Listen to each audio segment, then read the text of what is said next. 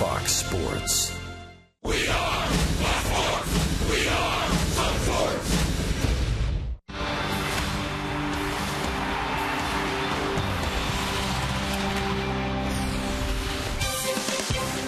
This afternoon, the Rays will wrap up their homestand, a two-team stand of 6 games, and the youngsters getting their Matt Joyce race car as they enter the rotunda here at Tropicana Field for the final game of the 3-game series between the Rays and the Detroit Tigers. Hi again, everyone. With Brian Anderson, I'm Dwayne Stats. Good to be back with you. Todd Callis along in just a few moments. Well, the Rays have played 81 games, so mathematically that's half the season. And as we take a look at what's happened in this first half of the season, there's some good things and some things that would be concerning, I think, to Rays fans. Let's start with the offense. Yeah, let's start with the offense. Something that you wondered at the beginning of the season with this Rays ball club, the way they ended spring training, the way that they started the season, the first couple of weeks, you're like, where's the offense going to come from? Well, I'm going to tell you something. From mid-April on, it is heated up. You can see the runs per game, home runs, the runners in scoring position. That's the big reason why the clutch hitting by this Rays team has allowed them to become a very dangerous offensive team. And when you look at it, I mean, from Jennings and Joyce at the top of the order all the way down to Yunel Escobar at the bottom of the order, they have been getting production from all sorts of different guys. That's what makes them so dangerous. This is one of those guys. James Loney last year, 249, 6 home runs, 41 RBIs. Look what he's doing this year. Using the whole field. You see the average, that's a reflection of spraying the ball all over the field. The 9 home runs, he's showing increased power. Right now, he's on pace to set a career high in home runs, and already just 1 RBI behind his total from last year. This is the one area of concern, is the pitching. It needs to improve and become a little bit more consistent, and I firmly believe that it will. You look at the number right there, 243 opponent's average. That is best in the American League. When you look at the starting staff right now, you've got a lot of guys. David Price coming back. Jeremy Hellickson's trending in the right direction. Matt Moore has been good. You flip over to the bullpen side of things, and you've got guys out there that are really starting to throw the ball extremely well, especially at the back end, and you've added Alex Torres to that group, so you've got a pretty thick back end of the rotation, or back end of the bullpen. There's no reason to believe that pitching will not even itself out. Yeah, and a lot of that will fall upon the shoulders of Jeremy Hellickson. This pitching staff has given up more runs through the first 81 games of the season than at any other time in Rays history since 2007. Jeremy Hellickson on the hill for the Rays. We'll be back with a closer look in a moment.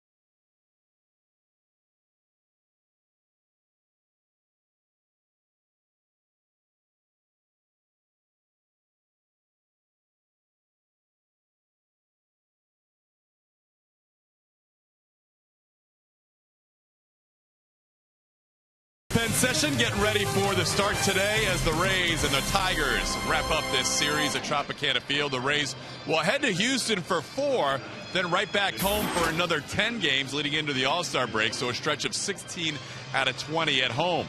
Things are trending in the right direction right now for Jeremy Hellickson. In our Toyota Trend, you'll see that Hellickson, after going 4 straight starts without allowing a walk, last start did not allow but 1 hit. As you see, his last 2 starts against the Boston Red Sox on the road, 7 hits, no walks. Only 2 runs allowed in that game at Fenway Park. Then his start against Toronto was just 1 hit allowed and 4 walks in 7 shutout innings. We talked about Jeremy Hellickson about facing the tough Detroit Tigers lineup, and here's what he had to say. I'm up for the challenge. It's one of the best lineups in the game, and 1 through 9, you're they got everything you want in the lineup. Speed at the top. Cabrera fielder there, 3-4, and a lot of good hitters that hit for average at the bottom of the lineup. So it's gonna be a challenge, but I'm ready for it. He's pitching right now with as much confidence as he has all season long, with 3 minutes and change until the first pitch. We're ready for baseball on a Sunday afternoon. The Rays looking to win this series against Detroit, as we will have Jeremy Hellickson against Rick Porcello. Dwayne Stats and Brian Anderson with all the action right around the corner.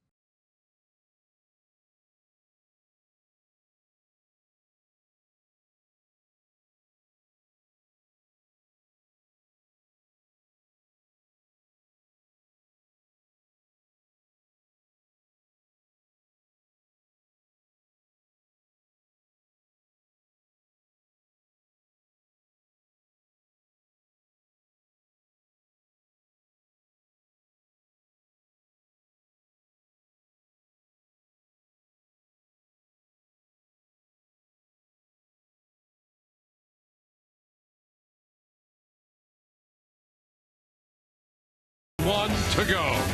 The Rays reached the halfway point of the season last night with an emotional walk-off win. The task is clear for the second half. If the Rays want to win the AL East, they must make up 6 games on the Red Sox. First up, the rubber game versus an angry group of Tigers.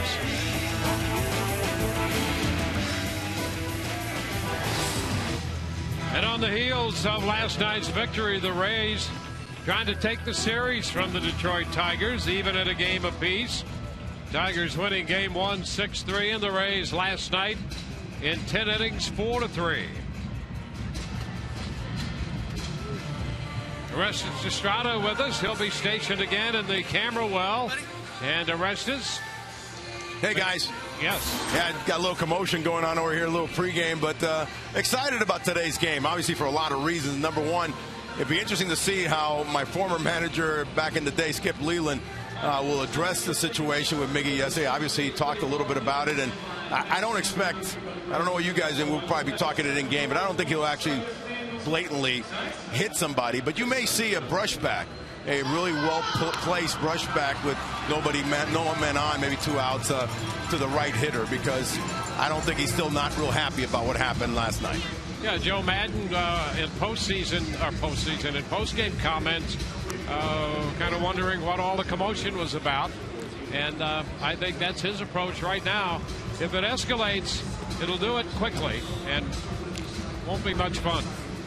At least I'll be down here. That's a good thing. And I'm wearing kind of Rays colors, so maybe I can, jump in the fracas a little bit and blend in. We'll look for your shirt to keep track of you in the middle of the pile. Well, let's take a look at the starting lineup. Lineup's brought to you by Sweet Bay Supermarkets. Austin Jackson going to lead off. He'll be followed by Torrey Hunter and then Miguel Cabrera, Prince Fielder, Victor Martinez, the DH, Andy Dirksen in left with Omar Infante, Ramon Santiago, and Brian Holiday doing the catching to round out Jimmy Lehman's lineup. Taking the mound this afternoon for the Tampa Bay Rays, right-hander Jeremy Hellickson making his 17th start of the season. His season numbers brought to you by Coventry Healthcare of Florida. You notice right there, just 23 walks and 98 2/3 innings, and throwing the ball very well as of late, facing the Blue Jays in his last start, the Boston Red Sox in the start before that, and giving up just 2 earned runs in 13 innings of work. All set to play baseball. Hellickson's first pitch of the game is a strike call. So we're underway. The first pitch presented by Pinch a Penny. And that first pitch, a great indicator of why he's had success the last couple of games. Very good success down in the zone. It's where he wants to be. This pitch is down, and it's 1-1. And what we've seen out of the Rays pitching in the first half, that's one of the reasons I think they could be optimistic. Pitching's got to be better than it was in the first half based on the talent that's assembled on this pitching staff. The right side foul. It's going to drop out of the reach of Myers. You go talent and track record, and there's no question. And when you look big picture, you've got David Price coming back on Tuesday. He is chomping at the bit, so you expect great things out of David.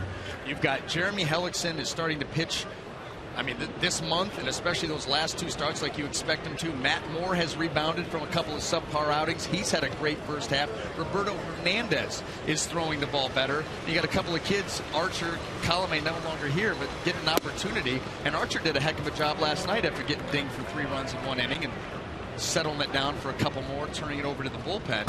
So there's reason to believe that the starters are going to get things straightened out, and I think the bullpen has been very good lately. You go over the last 30-some games, they've been outstanding, and that back end is getting to be pretty thick, too. And a cut and a miss. That takes care of Jackson. 1 away. Let's take a quick look at the Rays defense as it lines up behind Jeremy in the outfield left to right. Joyce, Jennings, and Myers. Across the infield, third to first, Johnson, Escobar, Zobrist, and Loney. Jose Lobaton will be behind the plate.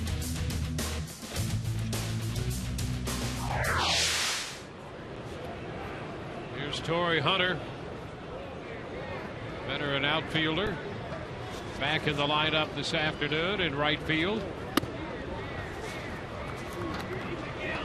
A ball and no strikes.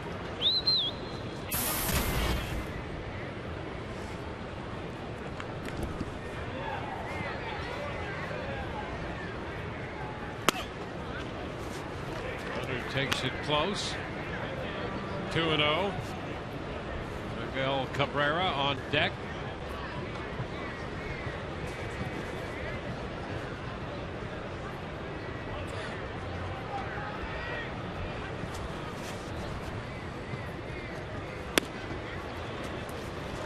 And Hellickson missing with another fastball. This one in off the plate. 3-0. We've talked about Torrey Hunter. He wants to get extension. He wants to really get out there with that swing. Long swing, but it's a quick swing. You see Jeremy trying to crowd it. And a strike, 3-1. Now you try to fight your way back into the count. And even when you get into these counts, that's where Jeremy Hellickson's changeup can really come in as a weapon to take advantage of an aggressive hitter. And a base hit headed toward right center. Myers cuts it off, and it's a base hit. 1 on, 1 out to get Cabrera to the plate here in the first inning. Well, all of the little excitement that occurred last night really preceded last night. It preceded that all the way back into the first game, and you could see Cabrera shooting his own arrow. Yeah, and then what you see here, I think, is just Fernando Rodney overthrowing a couple of fastballs, and he strikes him out on that changeup down and in. Of course, Cabrera, he doesn't have too many at-bats where he gets overmatched, and he was in that particular one, and then he's not too happy about it, and he's tripping out there. When I look back on that, what's the big deal? I mean, you do have a little bit of a, shot the arrow in game one.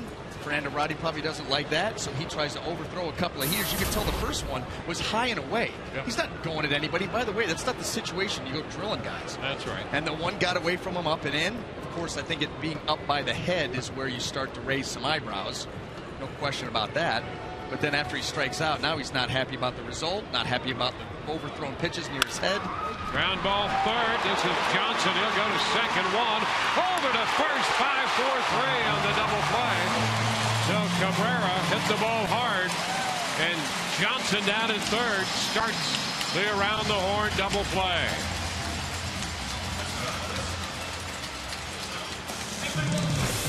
Hot shot down to the hot corner. Bottom of the first coming, no score.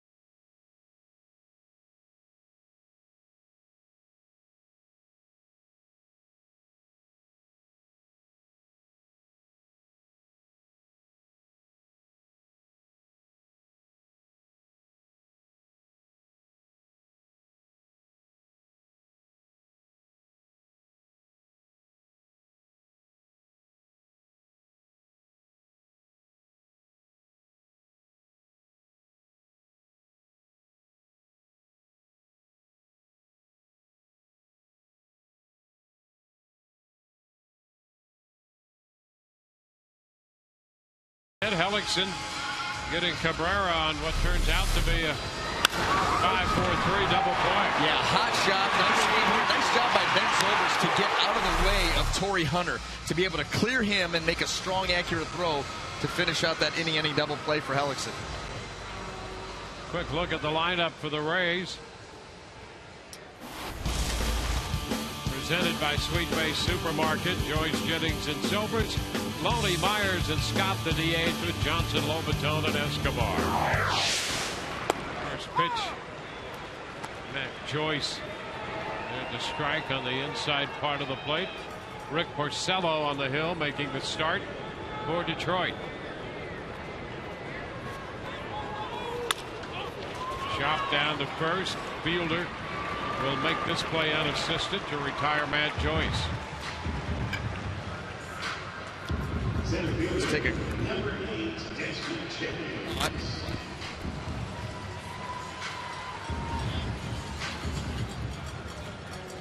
take a quick look at Rick Porcello and his numbers on the season. 15 games, 14 starts. Numbers brought to you by Coventry Healthcare of Florida. He's had a couple of rough ones, but before that, he had a stretch where he was excellent. Desmond Jennings takes a look at the fastball. His last start against the Angels didn't get out of the fifth inning, 7 earned runs. The previous start against the Baltimore Orioles, 6 earned in 6 innings.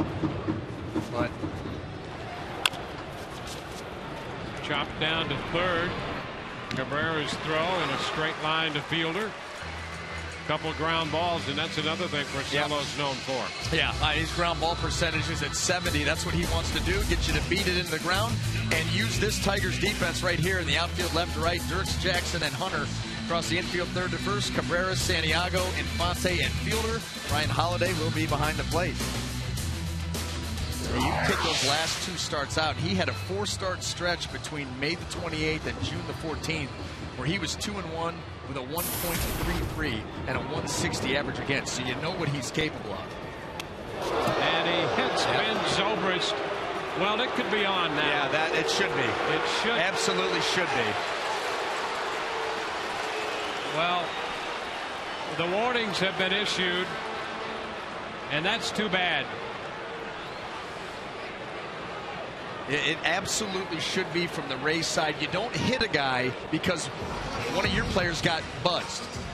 It was a brushback pitch, and you hit a guy for that, it absolutely should be game on right now. This is the last game of the regular season between these two teams. Yep. I cannot believe that that's all we're going to see. It better not be. This fires you up here. There's no question. Porcello, tremendous control. He goes right up. There's no doubt about it. Anybody that knows anything about this game knows that that's on purpose. Right, there's no doubt that that was on purpose. And as I said before, old Skip Leland that I know, I knew was not going to let this lie. Whether Porcello was trying to brush him back or hit him, we don't know. As Ricky Porcello would know. There goes Zobrist, the pitch at the strike and the throw down in time. So Zobrist is caught stealing. That ends the inning. Well, folks, let's see what happens the rest of the day because the Tigers have lit the fuse.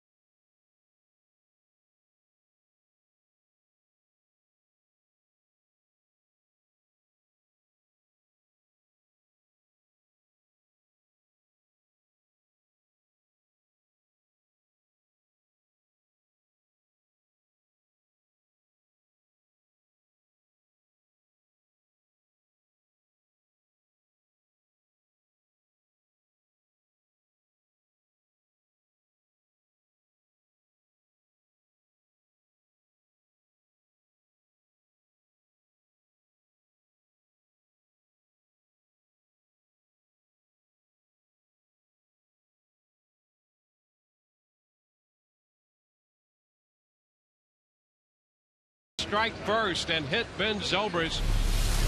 And here it is. Absolutely no question about it. And that, I'm telling you, that is a Bush League move. You hit a guy because one of your guys the night before got his tower buzzed. I'm sorry. He's a reigning Triple Crown winner. He got buzzed by Rodney, and I don't even think it was on purpose. I don't and then either. you go hit a guy? Yeah. And then you go hit a guy. I'm telling you right now, that is Bush. Well, and the warnings have been issued, which is the concern because the Tigers get the first cheap shot in, and now we'll see what happens with the Rays the rest of the way. Prince Fielder takes a strike.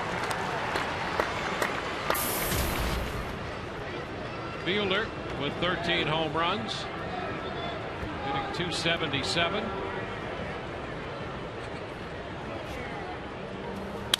Liner into center. Jennings makes the catch. one away.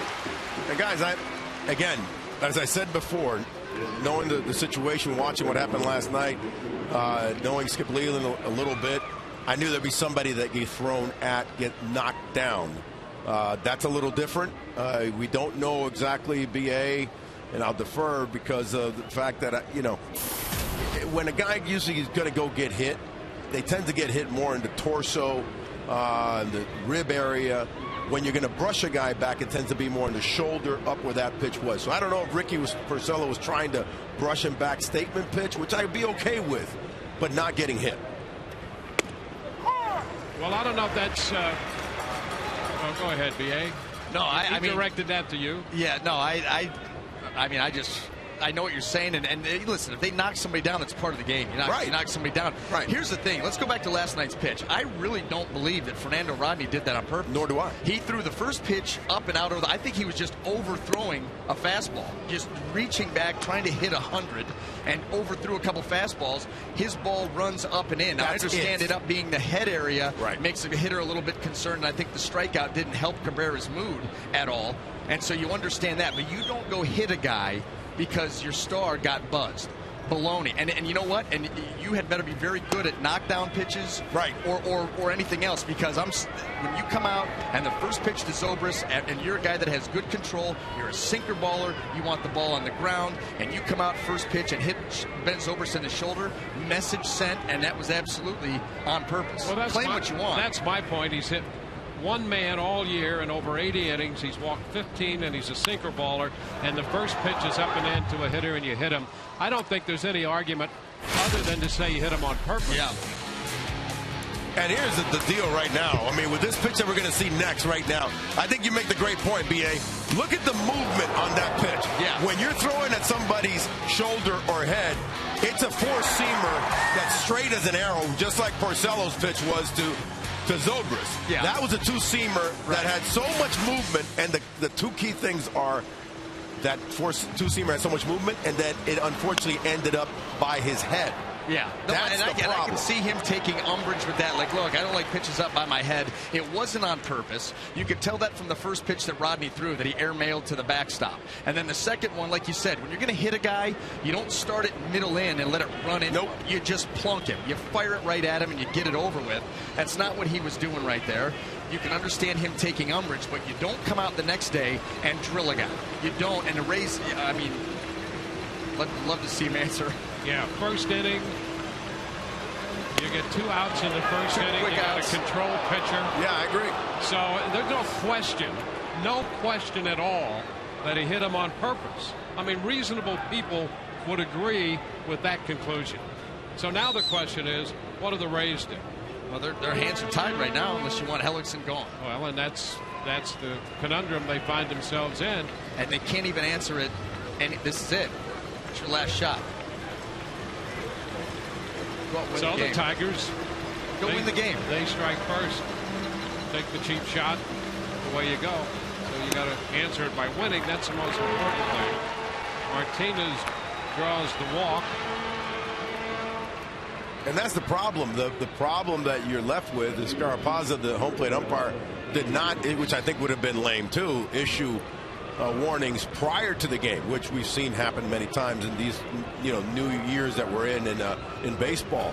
Wasn't, I've talked to either of you two guys how in the past it was never like that, but now they'll even issue a warning prior to the game. So the moment that there's no warning prior to the game, they can strike. Then here comes the warning.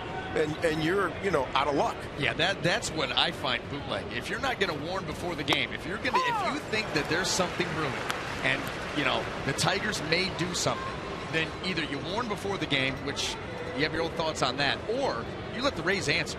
Yeah. And once they answer, then it's done. But you don't let them just come out, drill Zobrist, and then say, hey, anything middle in now, in off the plate where someone throws their hands out, I have the judgment to be able to just fire you out of the game.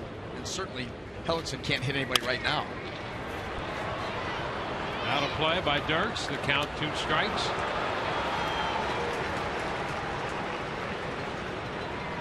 Dirks in there last night, hitting up in the order second, 1 0 for 3.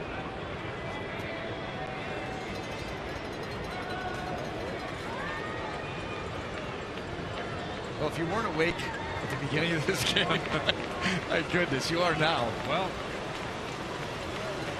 thought something might happen. It did.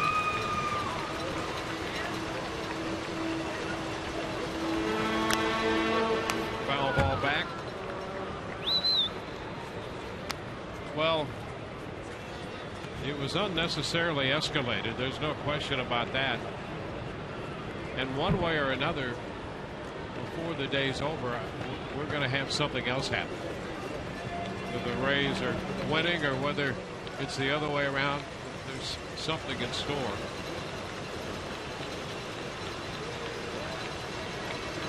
0-2 the count, and Dirks takes it high. And I think if you do see something, it's because the Rays are proactive. I think the Tigers have done what they're going to do, and they're just going to sit back now. They got their shot in. The warnings are out, and they're going to go play ball. If something happens, I think it's because the Rays answer it in defense of their teammate Zobrist and in defense of the ridiculousness of the situation. How a guy gets hit because another guy got buzzed. Yeah. And chirped about it. Swing and a miss on the breaking ball. So Dirks is out on strikes. Let's check in with Todd Callis. You guys are wondering what Fernando Rodney's idea was going inside on Cabrera. Here was Rodney this morning. No, that's part of the game for me last night. I got my plan when I go there to pitch, how to pitch Cabrera. Every time that's how I pitch. Maybe one fastball a little bit higher, or that's pitch not too close to him. You know, but if he tried to say something after that, I don't know why he yelled in the dugout like something like intentional. There's nothing intentional. It's my plan happened last night in the game. Rodney said they had a few words before that inside pitch too about what pitch he was throwing, so it went back and forth throughout the at bat, guys. All right. Fonte missed a changeup here to start this at bat. Yeah, I think that's one of those at bats too, that if Cabrera gets a base hit to left field or walks, it's a non-issue. Yeah. Nothing. But because he strikes out on the changeup down and in, not only is he not real happy about a little bit of chirping, the stare down, but then he punches out. That'll sour your mood a little bit further. There you go. Now it takes on a life of its own. And one other thing, there's whether it's right or wrong, there's a protectedness to particular players, and Cabrera falls in that realm that a manager or a team or a pitching staff will take upon, because this guy gets me a lot of runs and a lot of wins. And I would understand that if Rodney hit him. I mean, if Rodney came up, but he complained, BA. The moment he complained, that's almost enough. I'm not justifying it. No, I know. But I'm saying the moment that he complains, you even see when he went back to the dugout, one of the pitchers, might have been Scherzer, it was, or somebody pats him on the back like going, dude, you are our mule. You know what I mean? And we'll do something about this. Let me talk to the guys. 1-2 the count to Infante. Martinez at first, and a cut and a miss. Infante missed the off-speed pitch. Back-to-back strikeouts. No score, middle of 2.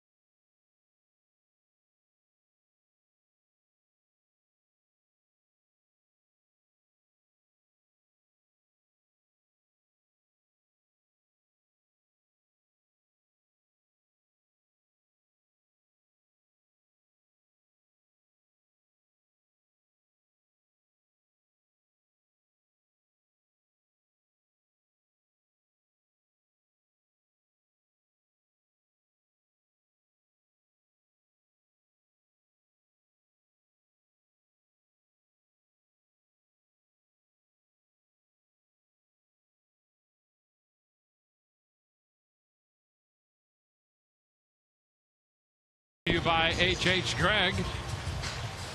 We move into the Rays half of the second inning with James Loney about to step in, and you see Cabrera and Rodney, last night's combatants, and already the aftermath of last night's little chirpiness has been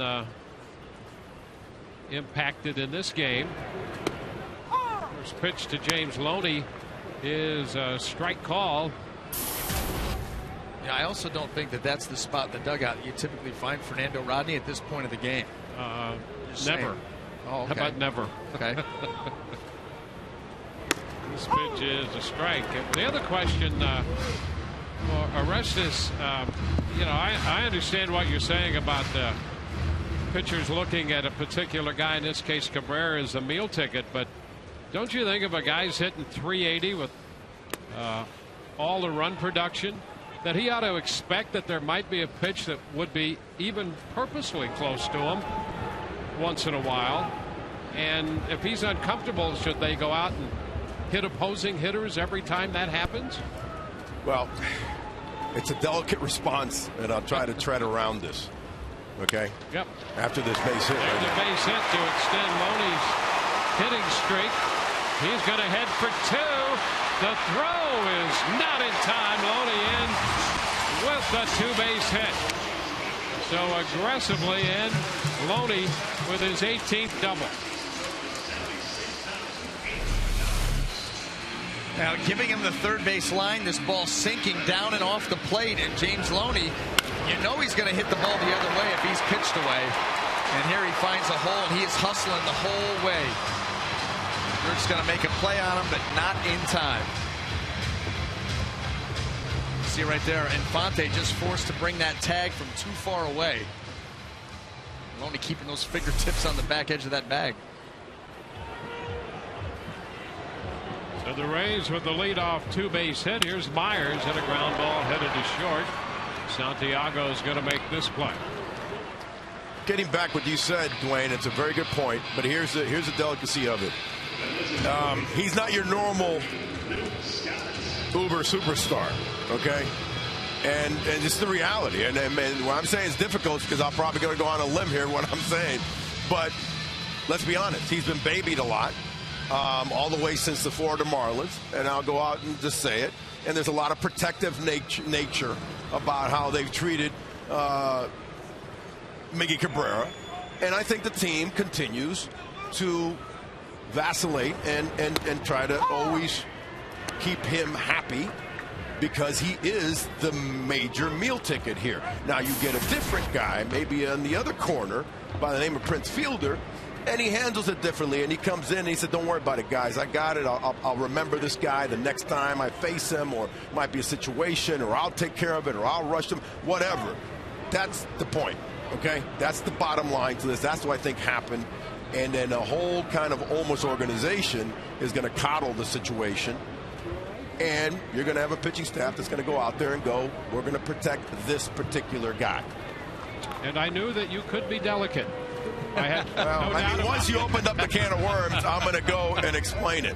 Because what am I going to say? Am I going to say, yeah, you're right. It's a case by case. I played with a guy who was 10 times better than Miguel Cabrera, oh, by the way. And that's saying a lot, right? Well, it's the same manager that's sitting in that dugout over there, and I lockered next to him for a whole season by the name of Barry Bonds. And I saw that whole thing develop. And it got to the point where a team pretty much got alienated to the guy. But for many, many times, I saw situations where we, as a team, at least in that 88 season, and I know before and after, they protected that hot commodity because he was incredible, the greatest player that I've ever played with or against. I don't know if it's right, but that's what happened. So you get a guy who got a ball that tailed away up by his head. He gets embarrassed. He's complaining about it. I figure somebody's going to get plunked. Ground ball. This is Infante at second, and Luke Scott is the second out with Loney heading over to third. And while all of that may be 100% true, doesn't change the fact that the Rays don't have to sit back and take it either. Yeah. What I would have liked to have seen is Porcello just knock him down.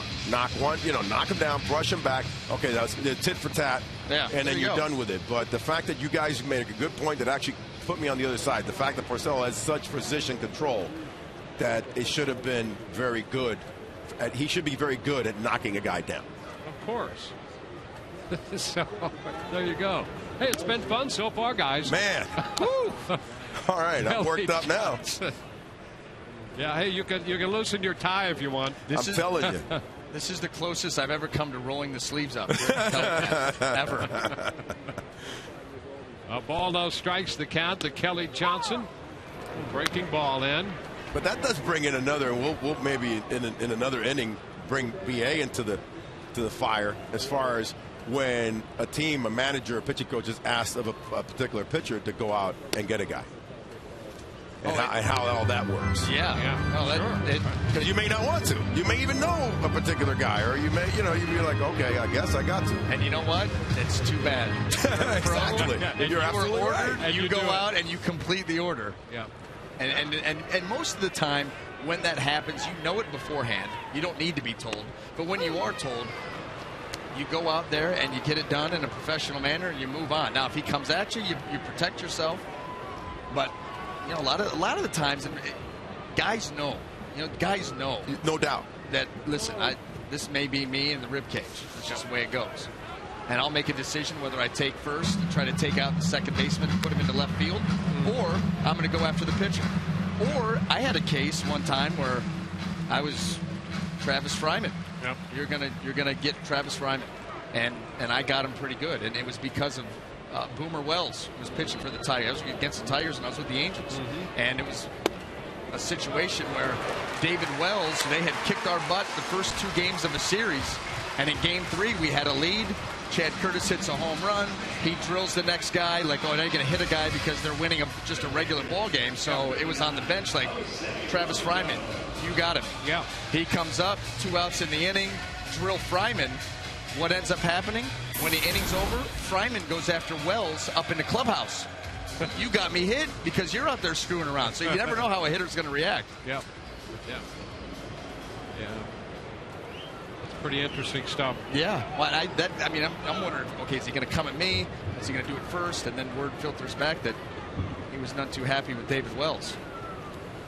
Jose Lobaton pitches a strike. All the secrets are coming out now. Interesting how managers might just suggest that to pitchers in certain situations. Hey, you're going to go out, you're going to get the first 2 outs. And the next guy, okay, get him too. What? And you know what? And you do. Ground ball and a base hit into left field off the bat of Lobaton. Loney will score and the Rays take the early lead.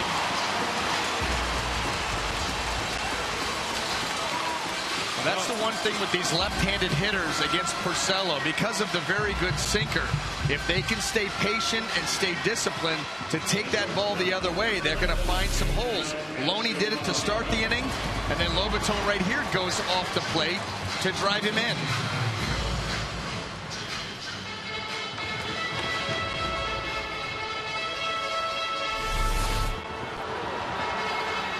Loney's hustle to start this inning leads to this run. Well, and I think that even goes back to what happened with Porcello to Zobrist. You've got a fired-up Rays dugout right now that they are looking to play aggressive, to play hard.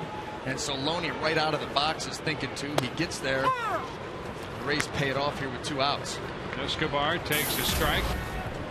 Escobar settled things last night in the 10th inning, giving the Rays the victory.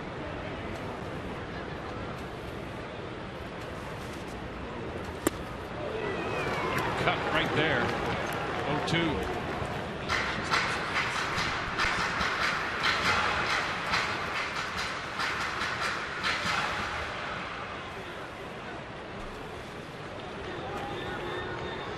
Porcello 4-5 coming into this game with a 5.27 ERA. And here's Escobar's heroics last night. This ball have some carry on it or what? I mean, a bullet gets over the head.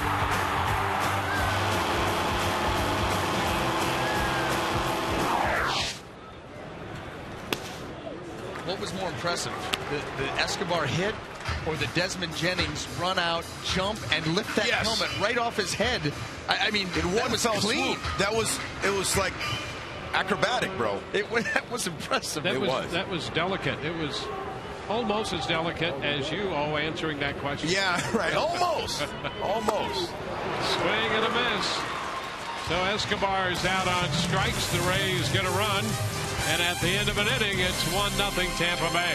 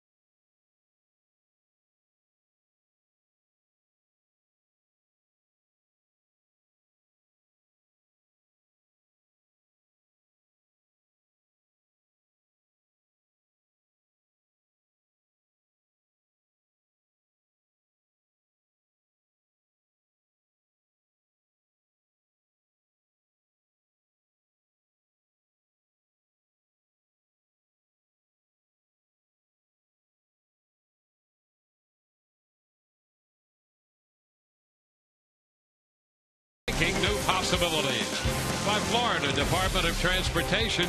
Drive sober or get pulled over. By Tampa Bay Times. Amazing stories only in the 2013 Pulitzer Prize winning Tampa Bay Times. And by Toyota. Let's go places.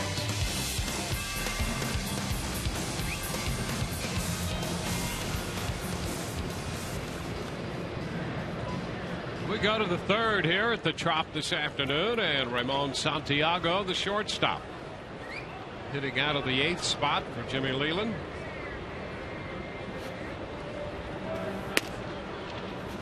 The pitch is outside. Santiago starts the day at 157.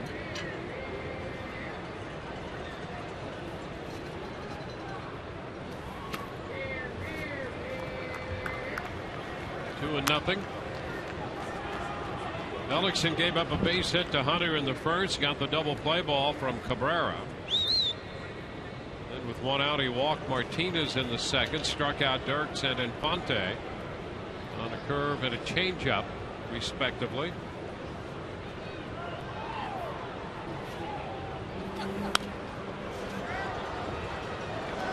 2-1 now. Boston has taken a 3-0 lead. They're in the top of the third at home against Toronto.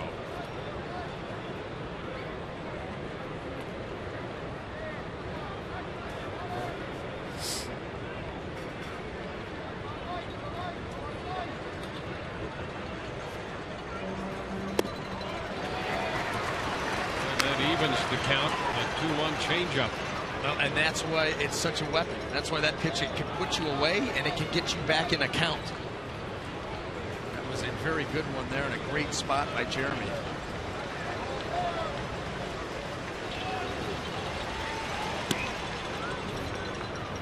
Full count to the leadoff man, the number 8 hitter. Here in the third. Really like the way that Jeremy Hellickson has just really streamlined his approach to pitching. He still has the same great mix of pitches, but all he's thinking now is down, down, down in the zone. Aggressive down. It's out of play. You simplify things like that. We're able to put back-to-back very good outings together against very dangerous offenses, and facing another one here today.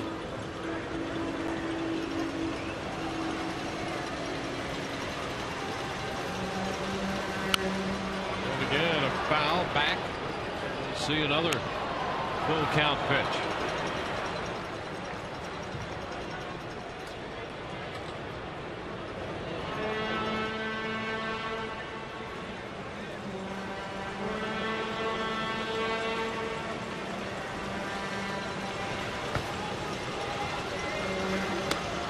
Strike 3 call. Santiago trying to coax the walk out of Vic Carapazza. Not coming. And so Santiago is out number 1. Now this is down in the zone, and you'll see Carapazza, just a slight hesitation on the call. And that's why Santiago, see right there, just that slight hesitation. He thinks he's got to walk. Instead, he gets rung up. This pitch, by that look, maybe a little bit down.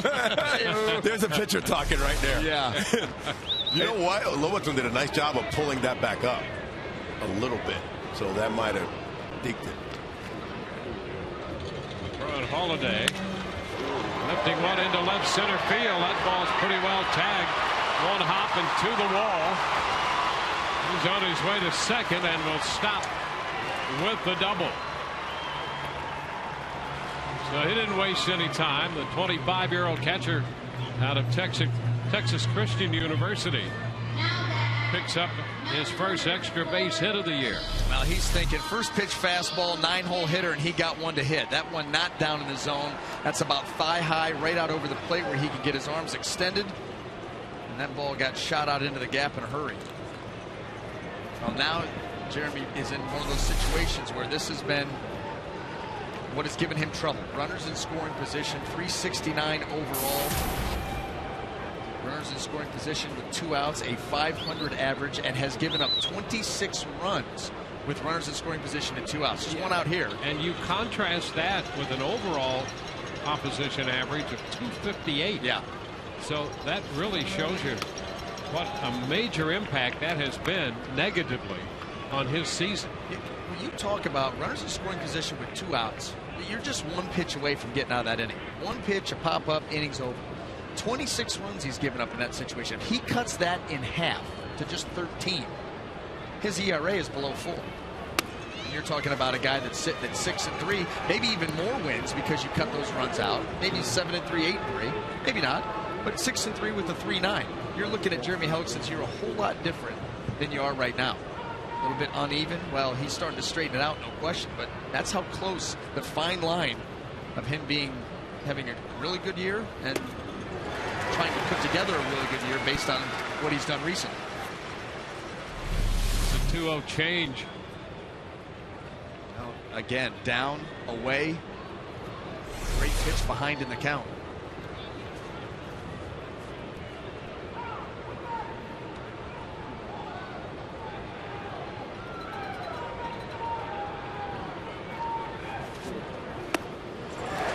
And now by Jackson, that changeup before speeds up that fastball a little bit. That's what it does. The good changeup, slow a hitter down, and then you're able to power 91 right by him. That probably looked at Jackson like it was 93, 94. And you see that beat him on the velocity. I'll tell you, that's what is great about the changeup. It's a multi-purpose pitch. I mean, you can use it, especially when you got one like Hellickson and a lot of these Rays pitchers. You can use it even in the count. You can use it behind in the count. You can use it as a put-away pitch. He's 2-2 with him now and strikes him out. How about that? Yeah. Just back and forth, and then the changeup. It was a triangle. Changeup down and away for the first strike of the at-bat. A fastball middle with a little bit of elevation for strike 2, and then a changeup down and in for strike 3. The perfect Bermuda triangle from Jeremy Hellickson. And it's the arm speed. Down here, I'm almost like standing as a left-handed hitter against some guys, and I notice now that his arm speed with that fastball and changeup is back to what we were used to last year and the year before. It's outstanding. Torrey Hunter lifting a popper right side. Zobrist out after it. Myers coming in, and Will is there to make the catch. A double and a man left. Bottom of the third coming. 1-0 Rays.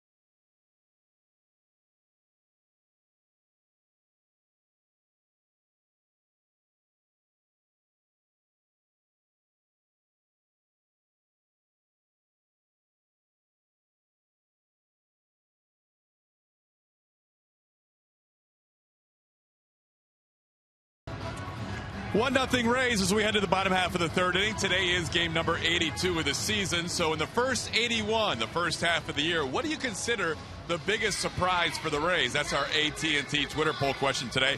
The overall offense for the Rays, hashtag TB1. James Loney's play, hashtag TB2. 10 wins for Matt Moore, hashtag TB3. Alex Torres emerging in the Rays bullpen, hashtag TB4. Or the fact that Will Myers was called up, hashtag TB5. What's your most pleasant surprise? Tweet your votes to @SunSportsRays. A lot of choices all over the board there. And Matt Joyce fouls the first pitch from Rick Porcello. Joyce the top of the order, then Desmond Jennings and Ben Zobrist. Your thoughts? Well, I'm going to have to think about that for a little while. 2 strikes here on the curveball. How about you? You have a front runner? I've got a heavy lean with the offense. Yeah. You know, it encompasses a little bit more. I mean, certainly James Loney's part of that offense. But I think that what we saw at the end of spring and the first 2 weeks of the season, and then where they're at now, and the fact that it's not 1 or 2 guys carrying you. I mean, certainly Longoria's had a tremendous first half, but you're getting production. You think about the 2 leadoff guys. You know, Jennings now against lefties and Joyce against the righties, all the way down to Escobar and what he's done the last month and a half, 2 months. Joyce out on strikes. And a lot of those spots in between, Loney, Longoria, you got Luke Scott, what he did last night, he's starting to contribute. Will Myers calling up what he's able to do. I mean, Zobrist, let's not forget about him. There's a lot of guys chipping in. Kelly Johnson for a time was red hot and carrying the team offensively. So everybody's chipped in. They have. That shot we added those 2 guys there, Peralta and Longoria. You talk about, they might have to arm wrestle for MVP in the first half. Those 2 guys have been so important, Peralta and Longoria. I agree, no question about it, but right now I hope what they're doing is plotting. Well, there could be some of that too. That could contribute to the MVP honor. Swinging at a miss. Jennings down in the count. Rays got a run in the second. Lobatone driving in Loney. Yeah, there's no question what the offense has done has been pretty remarkable up and down this order. And by the way, everything else on that list has been outstanding too. Matt Moore, 10 wins already. Loney, of course, the season he's putting together. The fact that those power numbers, he's on a pace for career high in home runs after being told by Joe, don't worry about hitting the home runs. You use your approach, use the other part of the field. We're starting to see the power come around. Ground ball right down to fielder at first. He'll make the play unassisted. Well, that's Joe's way of handling a guy who's been told you should try to hit home runs. No, don't worry about it. and he'll start hitting home runs. That's exactly right. And that's what we've seen. He's stayed consistent, pretty consistent with his approach the entire first half. And you're starting to see him take some shots now. Every once in a while, you see him unleash on something. If he's got a count in his favor or a certain game situation, he'll cut it loose. Ben Zobrist.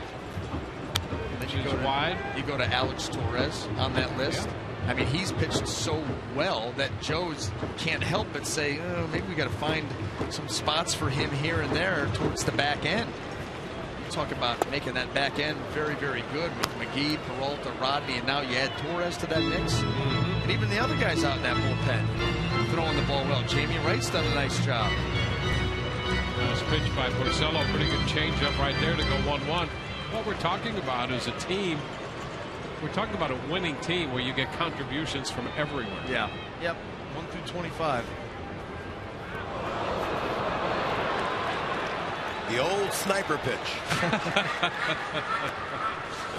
It's one of our fans that's going to get him back. It's not somebody else. There you go. Threw a popcorn at him or something. And got him right in the foot. Maybe it was one of those cowbells, guys. Yeah, all of a sudden that interrupted the concentration.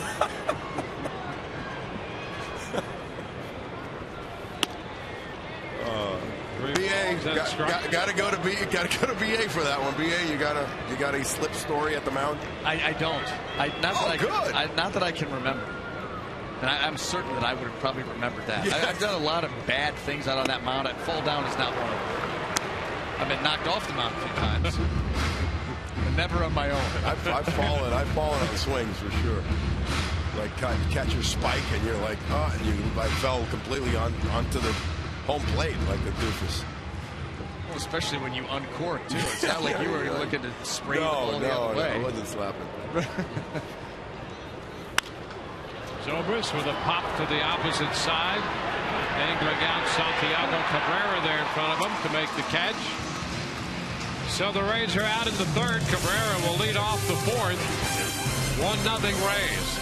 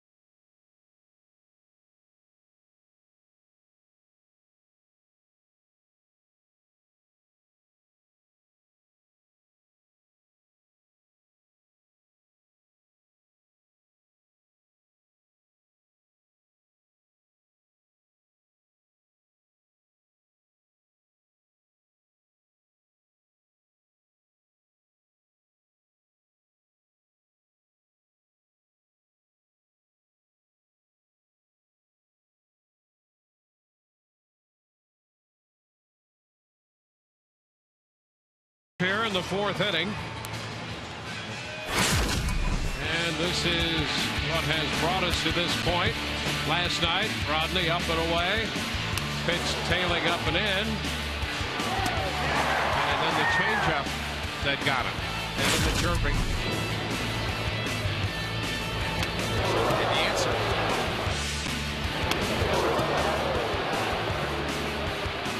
See Derek Shelton in the background? Not happy. He knows. Yes. Yep. There's Cabrera, and he hits a high fly ball to deep center. Jennings will go to the track and look up, and that one is out of here. A home run into the Rays domain, and this game is tied. Cabrera powers it out of here.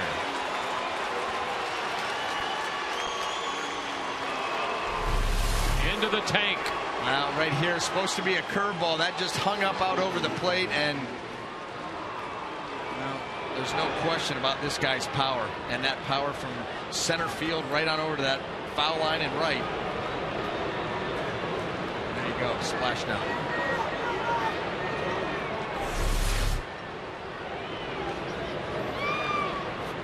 There's Prince Fielder, and the pitch is a strike. That's the 25th home run for Cabrera.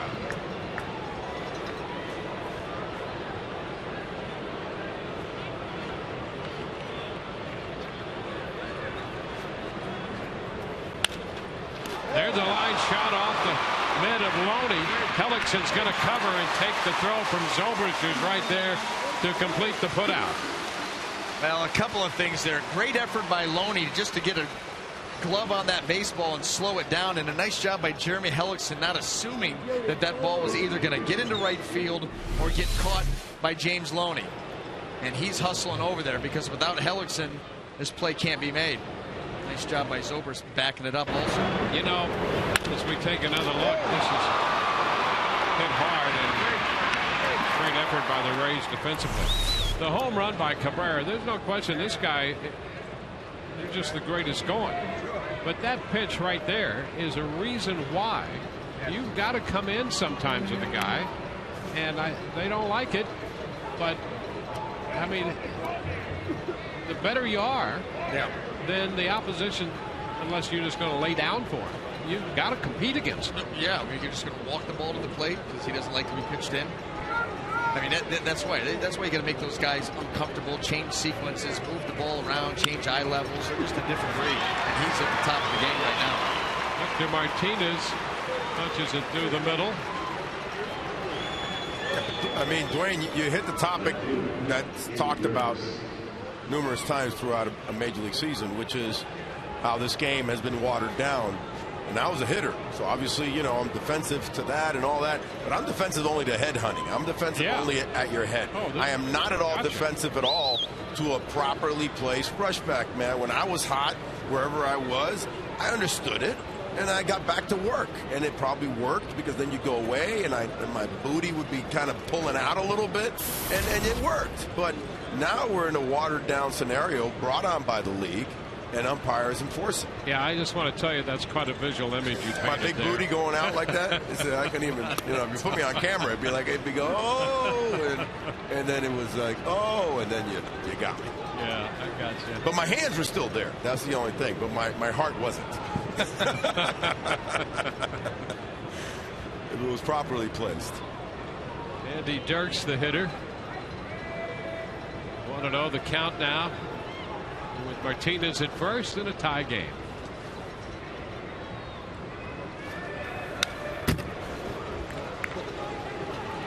One and one.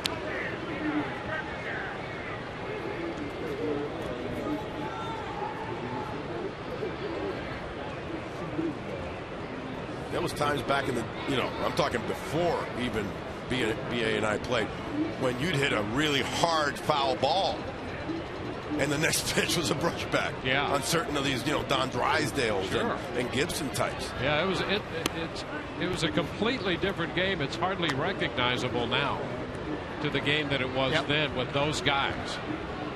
I mean, it's just a different game entirely when you had Drysdale and Gibson and those guys. 2-1 now, the count on Dirks. We've seen Cabrera hit one into the Rays tank. Second time that's happened.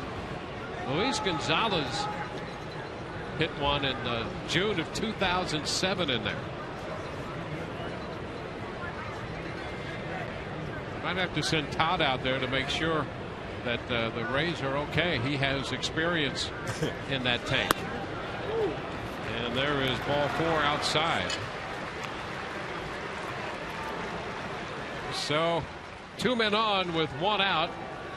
They beat the Heat with a summer 6-pack. Choose any 6 Rays home game starting at just $12 per game and receive up to $30 in concession credits.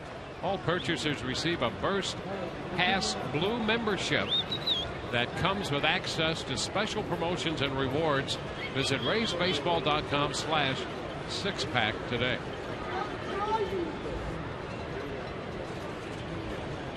Omar Infante.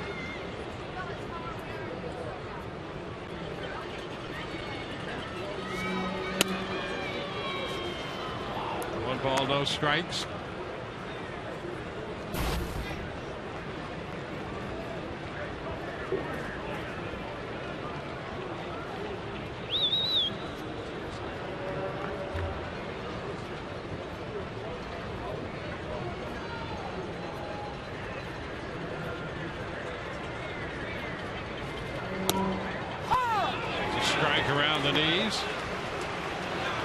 Tigers have tied the game, and with 1 out, they have a threat.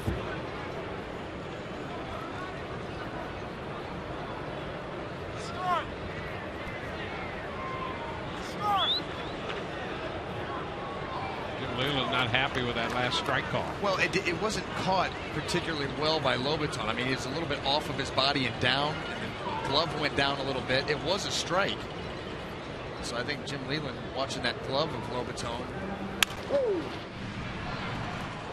1-2 now. That pitch foul. Yeah, here's a strike here by Jeremy Hellickson, no question. But watch Lobaton receive that. He has to get down and away. That's an odd way to catch that ball. He's expected on the outside corner. It's on the inside. He's got to go over and get it, so it gives the appearance of being down when it's really not.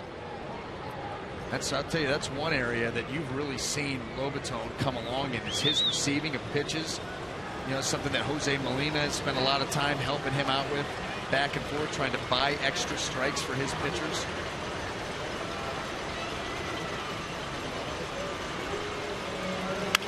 Ground ball off the glove of Hellickson, and a quick throw to third to get the force on Martinez. Hellickson tracking it down and making the flip over to Johnson. Yeah, to even be thinking about going to third right there, what a play by Jeremy Hellickson. This ball is, number one, smoked right back up the middle. It gets behind him. You're thinking about just getting it out. He's going to take it at third base, which is an aggressive move. And watch this, just quick, very wasted, or little wasted movement right there in the flip to third, and accurate. Nicely done. And accurate. Yes. That is not an easy throw, and reminds you why this kid did the dual deal of winning Rookie of the Year and Gold Glove, because he's smooth with the glove and smart to have the presence of mind of knowing what he has to do after the ball is hit at him. And what that also shows you is the athleticism. Because guess what? That is not an arm angle that Jeremy Hellickson throws from ever. But you just go down there, you become an athlete. It's a feel. Not only do you make the throw, but you put it right on the money to Johnson. Yeah, if you have a pitcher who can be a fielder once he releases the pitch, well, what an asset he becomes to himself and the team. Into the dirt, and a nice stop by Lobaton. There you are, B.A. Yeah. Well, I'll tell you what. I mean, that was not an easy pitch to block. He had to move, quite a ways to his right. That's that lateral agility, and try to get as much of his body out in front of that as he can. Look at him getting everything out there. That he keeps it in there. It looked like with the right arm. Yeah. He's gotten better at getting concave and even not only blocking it, but he detons it. He blocks it, and then he keeps it. It doesn't block and go, flailing away. No, and we got to give some props to Jamie Nelson, who's worked a lot with him. One of our catching coaches with the Rays has done a great job this year in particular, spring training and on through the season, with the very smart kid now, Lobaton, to take the lessons and apply it. Yeah, Jamie's done a great job not only with the catching but with the hitting side of things too. He's helped out in that regard. And you're right, he's one of the big reasons that Lobaton has taken such a move in the right direction here over the last couple months of this season. It's usually not that noticeable, the improvement, and he has taken some leaps forward. Pop toward the line and left. Joyce will be there to make the catch, and that retires the side. A run on the Cabrera home run. He hit it into the Rays tank. We go to the bottom of the fourth, and we're tied 1-1.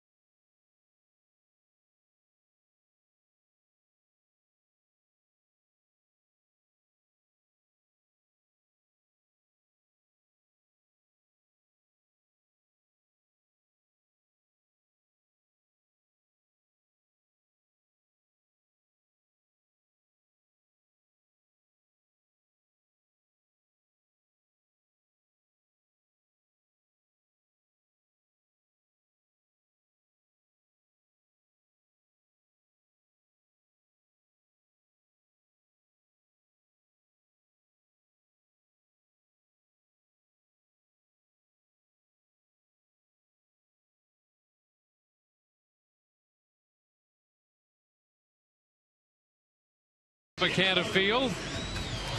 Well, there are a lot of folks behind the scenes that you never see, and that's one of them. Stan Rhodes is our cameraman, and his lovely wife Roxanne. Like most of us, he's out over his skis and buried way beyond his class, and he is up the first base side there.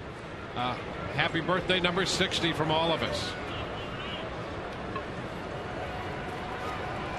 James Loney. The pitch is a strike.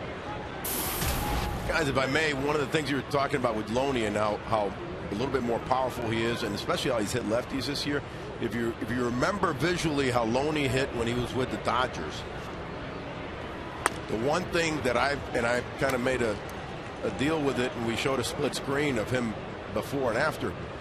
He's really locked and loaded now. He's on the backside, still weight on the inside, because you don't want your weight on the outside of your leg, on the inside, but he is geared up much better than he was in yesteryears, where he was standing more up, actually, even if not even a little bit towards the front leg. So the front leg takes away some of that power. You're still hitting doubles, but you're not hitting driving like he was. Down to third, Cabrera with the throw to first, and Loney is out of there. Well, and I remember you seeing that split screen, and absolutely he's further down. You'll see sometimes he gets even a little bit further down. Yep. Behind him, two strikes, a tough pitcher. He really locks it down there and gets that head down on the same plane as the pitch. And I mean, the results speak for themselves. Yeah, it's interesting to talk to players, our managers, our coaches. Scouts are great. I've had conversations with them who saw him hit over in the National League and then here. And one of the recurring themes that I hear from them is his ability to get to the fastball inside, that he's quicker in than he was in a Dodger uniform. I think he's recognizing pitchers better too from that position. Myers using this one foul out in front of Tom Foley and toward the bullpen. Yeah, this is a guy you like too. Oh, he swings the bat hard. Well, he does. He's I call him Dale Murphy 3.0 because he's a former catcher, turned outfielder, big strapping kid, no batting gloves. He's about the same size as old Murph from the old Braves days, and if he has that type of a career that Murphy had, two-time MVP, I'd be really pleased. But the big thing about this kid is, again, his body control, but the hands, guys.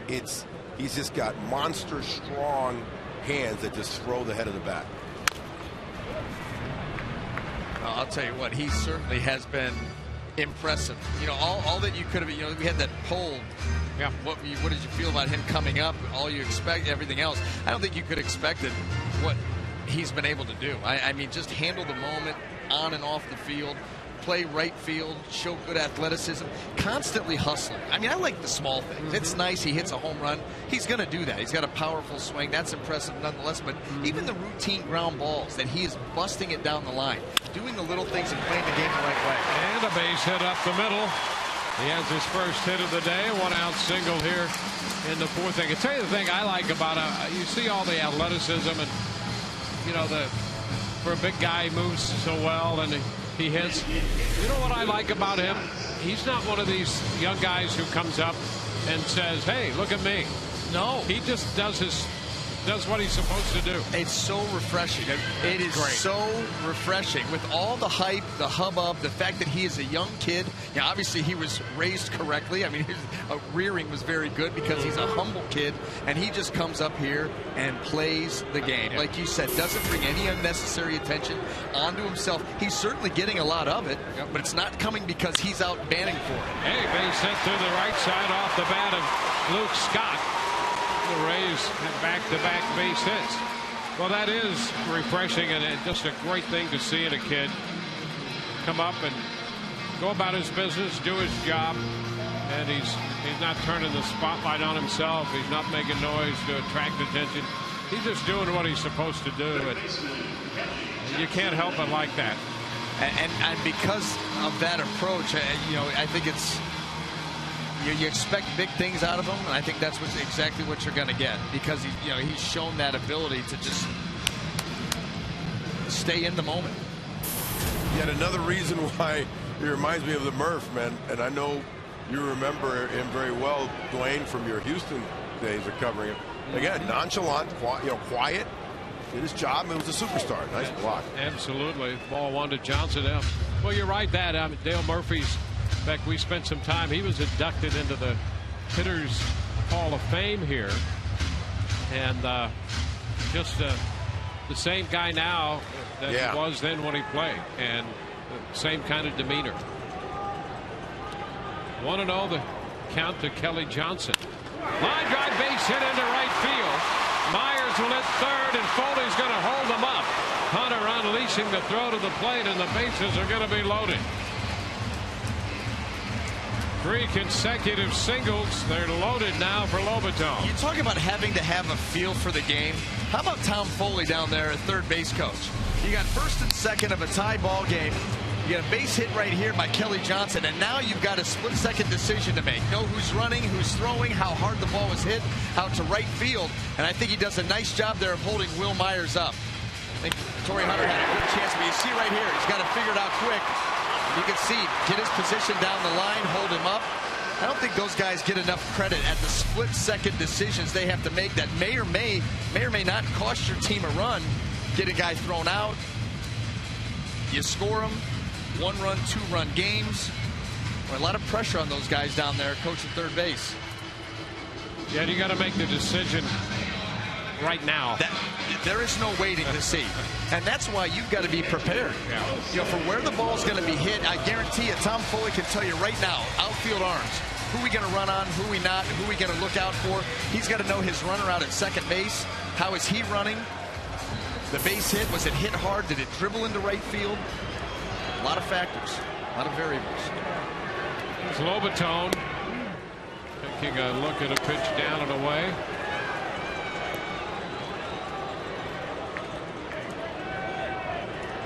Lobaton drove in the Rays run in the second inning.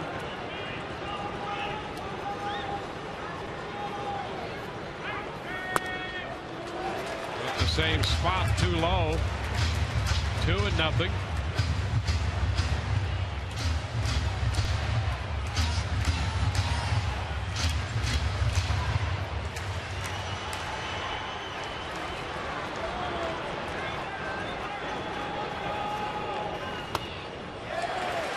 Again, missing for ball 3. How about that? Bases loaded and 3 pitches not that far off the plate, but they've missed. But once he fell behind Jose Lobaton, saying, hey, listen, with the bases loaded, you got to come into the zone, and I'm going to wait for my pitch. Oh, a strike. Fastball makes it 3-1. And Porcello, the only thing that he's hoping for right here is a behind in the count sinker. You see this ball does catch the zone for a ground ball double play. That's what he is looking for. Of course, Lobaton would love to see something elevated that flattens out that he can drive. And a base hit shot through the middle.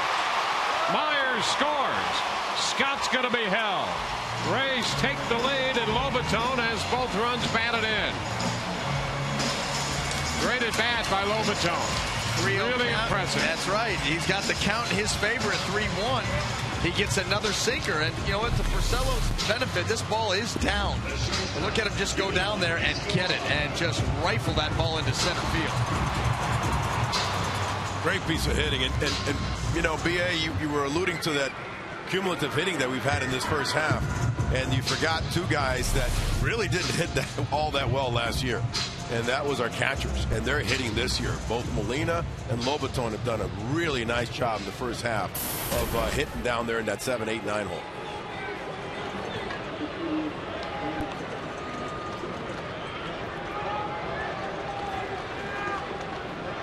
Here's Escobar with the bases loaded. So after the ground ball by Loney, 4 consecutive singles, the Rays take the lead. Darren Downs, the lefty, up in the pen for Detroit.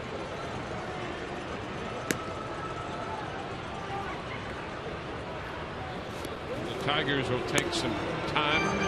Conference on the mound. Rays Wives will host Rays on the Runway to benefit the Children's Dream Fund July 11th. Players and coaches are paired with their significant other or a child from the Children's Dream Fund to walk the runway and model this season's newest fashions. Get your tickets at childrensdreamfund.org. Porcello stays down and out of the zone with a fastball to open the count to Escobar. Porcello, big ground ball rate. Trying to coax the double play ball. He threw over 20 double play ground balls last year. Consistently in his career has done that. Look at that ground ball rate at 70%. You had better believe he's going to be the beneficiary of a couple of those. Needs one right here. And this is the same at bat for Escobar from the right side that Lobaton had from the left side. And you tip your hat to both of those guys for staying disciplined. Nothing more than a hitter wants to do with the bases juiced than swing the bat. And staying disciplined in what they're looking for, they've worked themselves into some good counts. And the strike call, just picking up the knees.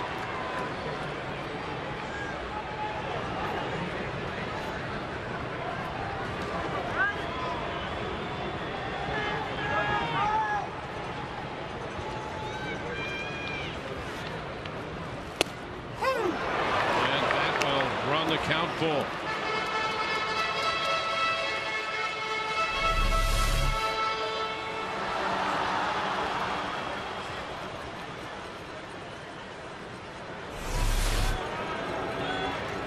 Two to 1 ball game. The Rays lead. And there is ball 4 inside. That's going to force home Scott. And the Rays get their 3rd run. Escobar put the run batted in. I really couldn't speak there because that 3-1 fastball is one that you expected Yunel Escobar to just maul.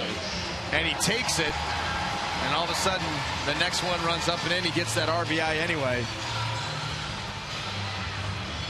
Just continuing to make Porcello work, staying disciplined in their approach. Matt Joyce. Man who's grounded out and struck out. Porcello misses down to him. Porcello staying persistent, trying to get a ground ball, keeping everything down, but he's missing out of the zone low. And not finding any takers on the Rays side. Line shot, fielder grabs it and doubles up Escobar at first. Close play, Mark Carlson on the call. A hard hit line drive. Joyce hit it right to fielder, who just did double off Escobar. Rays take the lead 3-1.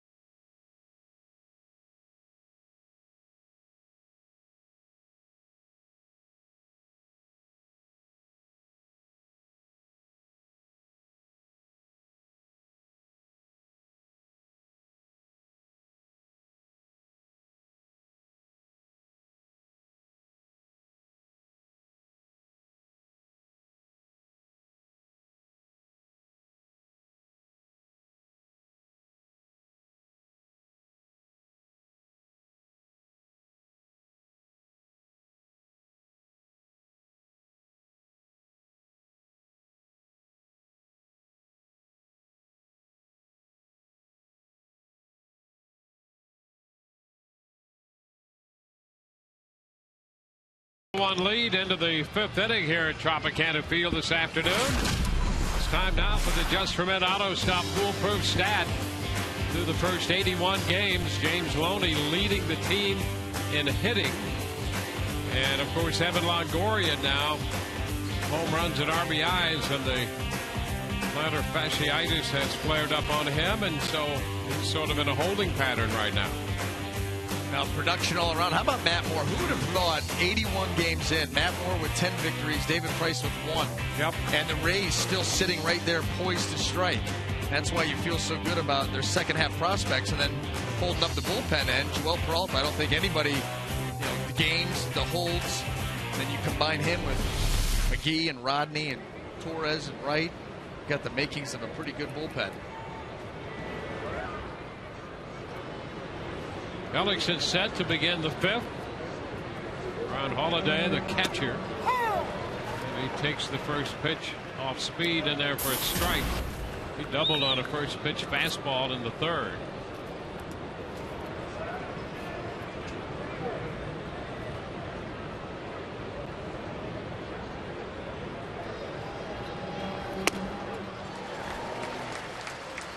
Trying to time up that one. 0-2 change up. I mean, how about that pitch? You don't want to throw pitches at the belt in the middle of the plate, but when you combine that elite arm speed on that changeup, occasionally you're going to get away with that pitch, get a hitter way out in front.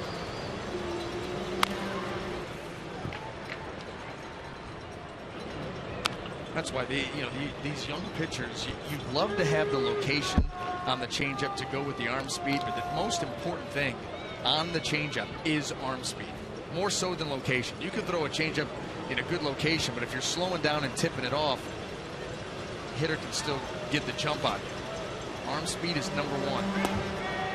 It's 100% correct, because I mean the guys that when I was hitting and they tipped off their changeup, which more guys than you know do, and you learn how to pick it up. It pretty much didn't matter where they were throwing it, BA. Yep. It didn't, because I would already adjust my swing to look down, out over the plate, and I could handle anywhere in that zone if I knew it was coming.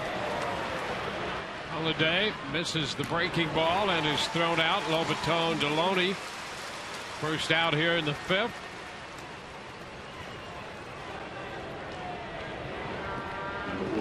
6 strikeouts for Hellickson. And now Austin Jackson. Jackson a couple strikeouts. Hellickson got him swinging on the changeup in the 3rd inning.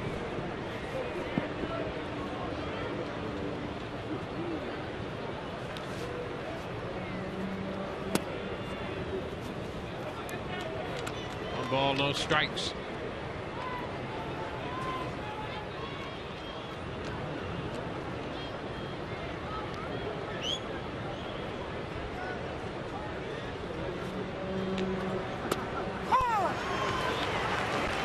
Breaker there. It's 1-1. Rays have 3 runs, 6 hits. The Tigers are run on 4 hits.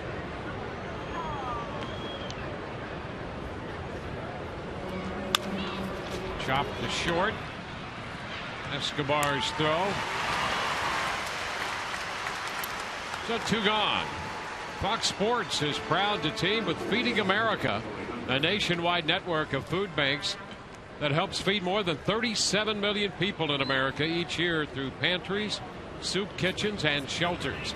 Visit feedingamerica.org/Fox Sports to learn how you can fight hunger in your community. Together, we're feeding America. It's Torrey Hunter. 1 ball, no strikes.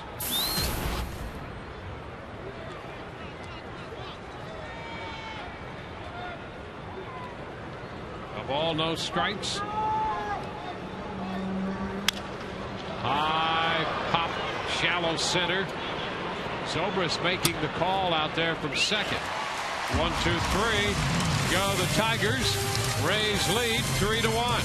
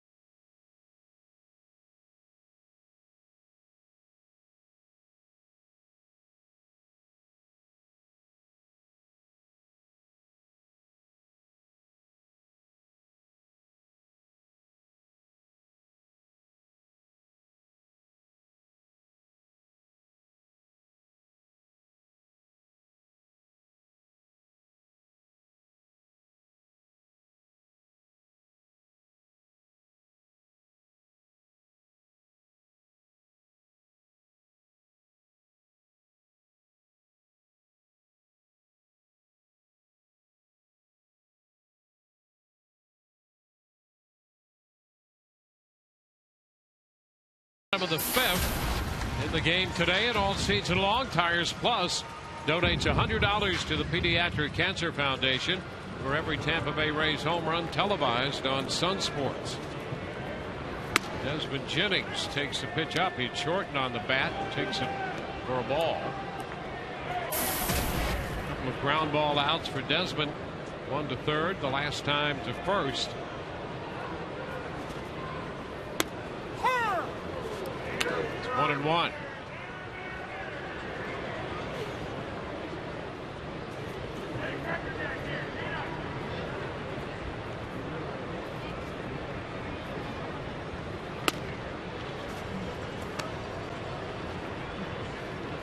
It's 2 balls and a strike.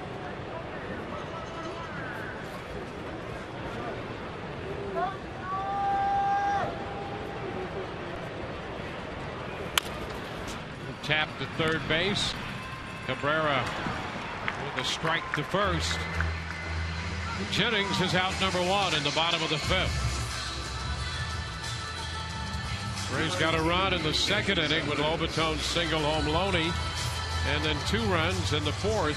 Lobaton singled home Myers, and then Escobar walked with the bases loaded, forcing home Luke Scott. Now, think about some of the hitters' approach in that inning where they were able to plate the runs. You know, 1 out, Will Myers, and getting fooled on an off-speed pitch, but he kept his hands back, and he was able to get that ball and flip it into center field to get things started. You think about the at-bats that Lobaton and Escobar had, not, you know, going after sinkers down below the zone, which is exactly what Porcello wanted him to do, staying disciplined in what they were trying to do at the plate. And you're able to put together a little inning together. 2-0. That's a great shot. It's a strike, I guess. It's 1-1. Great shot before with Lobaton and Molina talking with each other between innings here. Now, always bouncing things off of each other. Jose Molina and those guys working together and receiving pitches, their work at the plate, you know, something that Orestes that you were talking about. And sprinkling a little Escobar. Game winner last night. Well, if you're a young catcher and you got a veteran catcher on the staff, you take anything he has to say to you about any situation. Hey, just having a conversation with Jose Molina about what goes into catching and how you massage an umpire, how you know, talk to an umpire, how you engage him on a pitch that you thought maybe was a strike and that he missed, the way you do it in a respectful manner without showing him up. Just the little intricacies of catching on the side that he can spread to Lobaton. Backhand by Fielder, and the race to the bag. Porcello in there to take the toss. And Zobrist is the second out. A couple of ground ball outs. Number 21, James Loney. James Loney.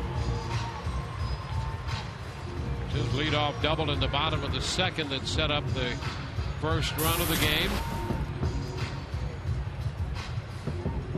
His average back up to 315 now.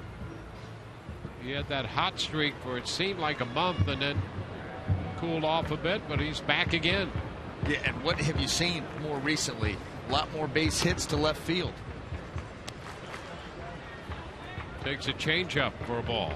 Well, his double in the 2nd inning up the left side. Up the line.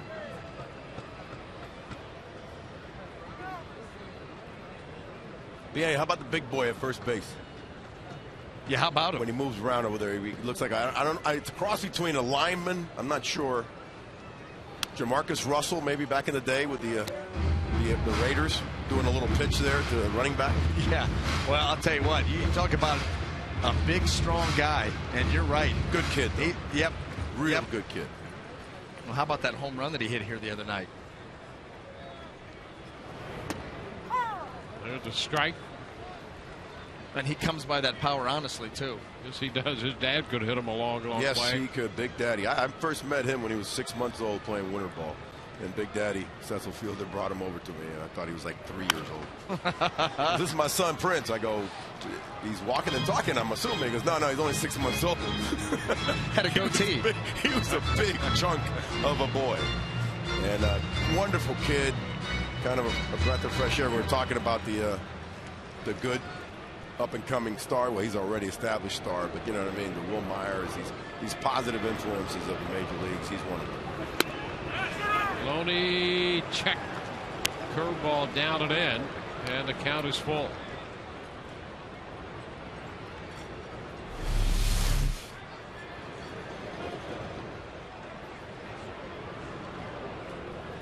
Base is empty, 2 gone. A little tapper, that's going to be fair. The toss down to Fielder at first, retires the side. It's a 1-2-3 fifth for Porcello. Cabrera, Fielder, and Martinez due for Detroit.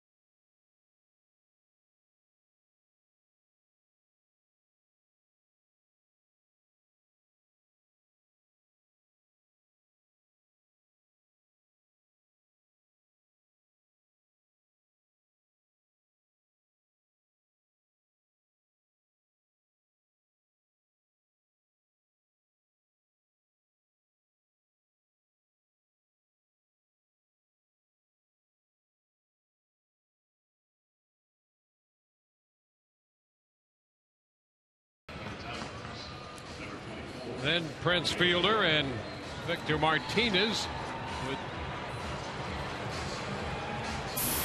a Chevy Marquee matchup. The numbers for Cabrera, 6 of 10 in this series with 3 home runs. Triple Crown winner last year. And the second half will be interesting in that regard as he tries to go back to back. Cabrera takes a pitch inside, 1-0. Leads the American League in hitting and runs batted in. Also an on base percentage, for that matter, runs scored, walks, you name it, it's just about there. He's jammed this time a bit. The pitch in on him, and he popped it up to Zobrist, who makes the catch. So Cabrera is retired here in the 6th inning.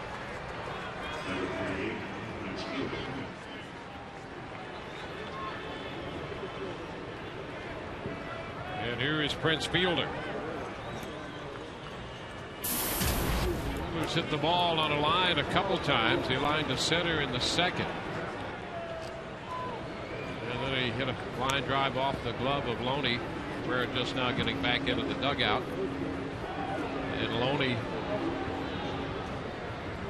deflected it to Zobrist, and then Hellickson covered to retire Fielder.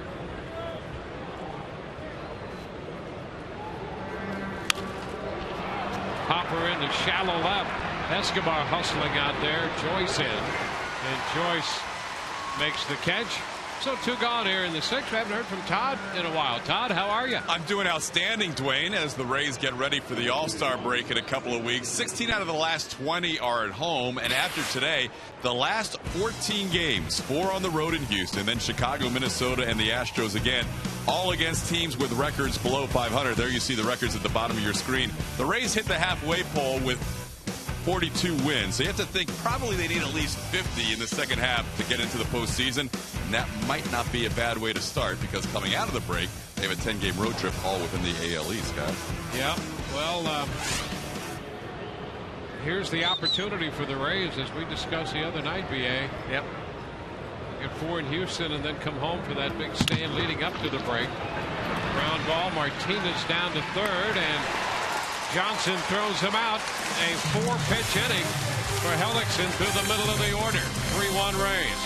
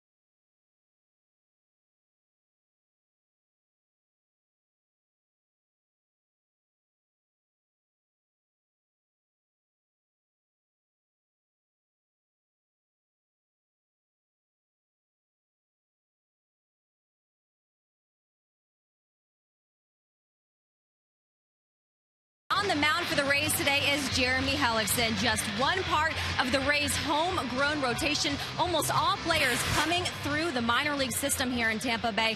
And tonight's Inside the Rays previews just that, the Rays way. And obviously, player development is a huge key to that. Director of Minor League Operations, Mitch Lukovics, and of course, Joe Madden. They have a great backstory of their own. They both grew up in Eastern Pennsylvania and had a few run-ins, guys. You're not going to want to miss the history tonight. Will Myers takes the second pitch of the inning down and away, so the count is 1-1. We'll have to set our DVR recording devices we have now. Yep. And check that out. So that could be interesting. Can't wait. Well, actually, I'm going to have to wait. I'm in a plane. Meanwhile, the count is a ball and 2 strikes to Will Myers.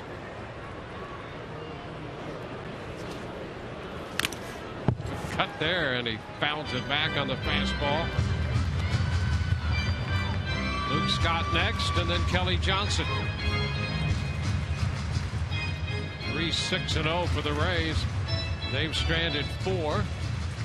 1-4-0 for Detroit. 4 left.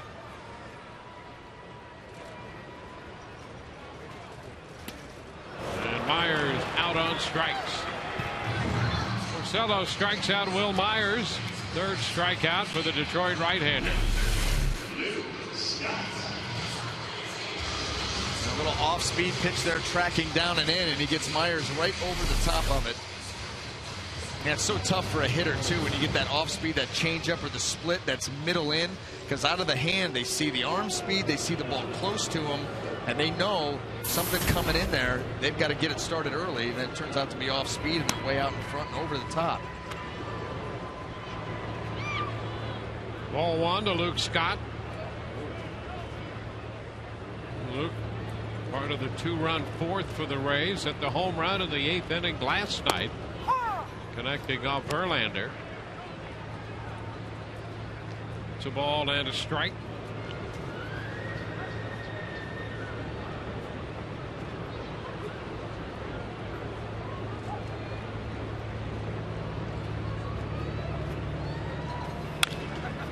Big chop left side, past Cabrera. Santiago's throw not in time, and Scott has a base hit.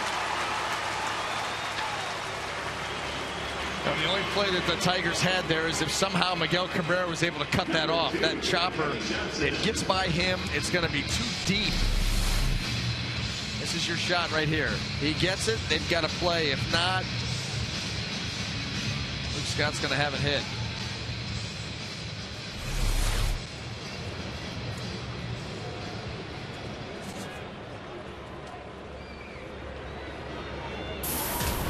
Kelly Johnson has been on twice. He takes the ball.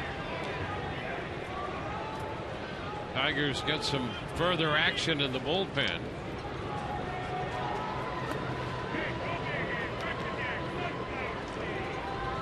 There's Rondon, the right-hander.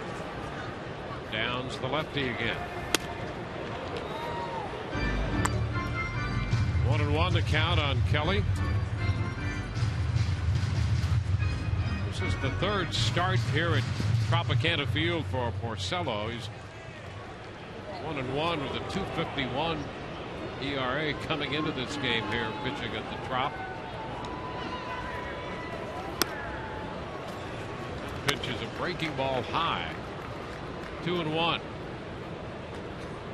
Yeah, this kid is a good example of, you come out of the gates, you know, you surprise kind of the league, get a nice first year. He's kind of been kind of mediocre afterward. The league has kind of figured his little sinker slider deal. And it's where you have to adjust then. And he kind of hasn't made the major adjustments of either greater command and control of your location or some other pitch. And it kind of goes back to all our new guys, the Colomays and the Archers and even the Hellicksons and the Cobbs, how they have to learn from that. No, you're right. You're absolutely right. And you know, a lot of guys, their stuff is their stuff. You know, you're not going to be able to come up with another pitch. Some guys can. You know, some guys will learn to cut the ball. You know, they may come up with something. But you either refine it through your command, because once you can command things, then you can move the ball around where you want. Or you just do some, you know, old investigative detective work. And if the league has started to get onto you, you go back and you look at the video. When you look at the video of these hitters, what are they having success off of? Am I being predictable? Am I pitching them the same patterns all the time? Where can I, you know, expose a weakness against them or change a sequence against them? And if you've got that command, then it's easier to do that. And then you start to turn the tables back in your favor. Fly ball to left. Kelly Johnson retired. Dirks makes the catch, and Scott back to first. Here's what's coming up tomorrow on Rays Live. The pregame show is presented by your Gulf Coast Honda dealers. Matt Moore faces the Astros. We'll have another look at Orestes Estrada as he made his trip to Germany. And Evan Longoria update as well.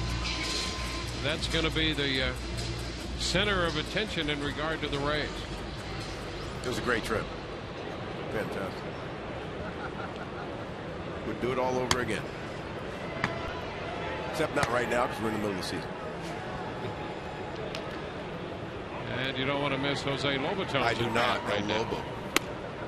He's had a good day at the plate. He's had a couple of very good at-bats. The at-bat he had in the fourth was very impressive when he drove in his second run of the game.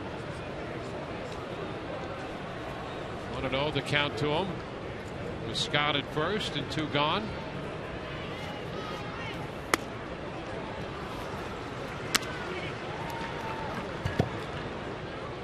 Rays scored a run in the second inning. Lobaton drove it home. They scored 2 in the fourth. And he drove in one of those 2. And guys, we need just a couple of more runs, and I'll tell you why around the 8th inning.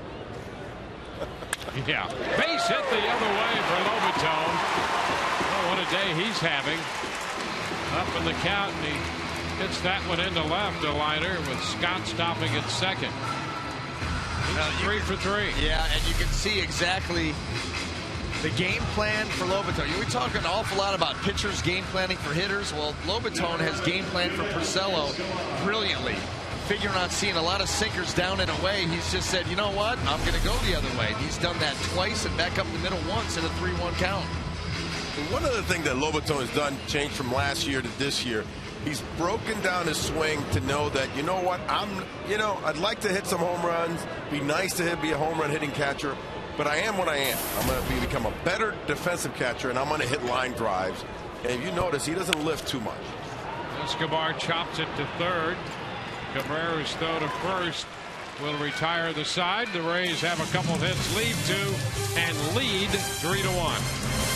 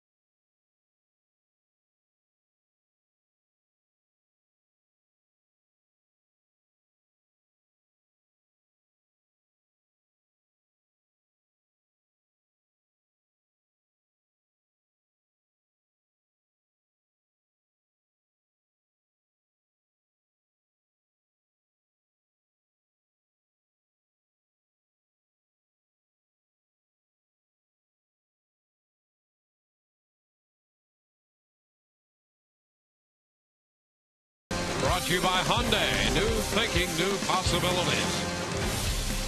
By Just For Men Auto Stop, the foolproof way to get rid of gray. And by Nissan, your best choice for a new car.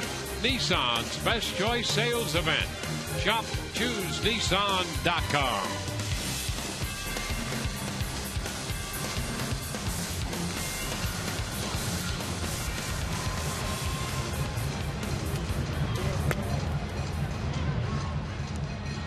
Sunday afternoon at Tropicana Field. Andy Dirks scheduled to lead off against Jeremy Hellickson. Dirks, then Infante and Santiago.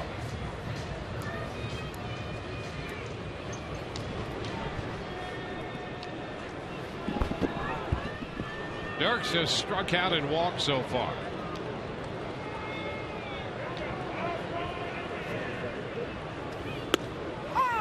First pitch.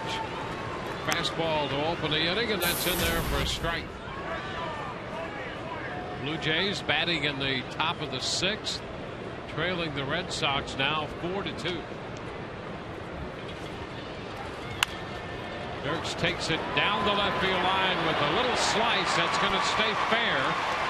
He's on his way to second. Joyce with a throw back in the general direction of third base. A 2-base hit for Dirks. And just like that, the Tigers have a scoring threat. Boy, so often you see that the breaking ball that hangs up right there, and that ball just squirts off the bat so many times going foul. You see Dirks just able to flip that in there and keep it fair. Just drop it right inside that line by a couple of feet and get the Tigers off here roaring in the 7th. It's Phil Koch up in the Detroit bullpen, and the Rays start to get some action going in their bullpen. Jake McGee is up.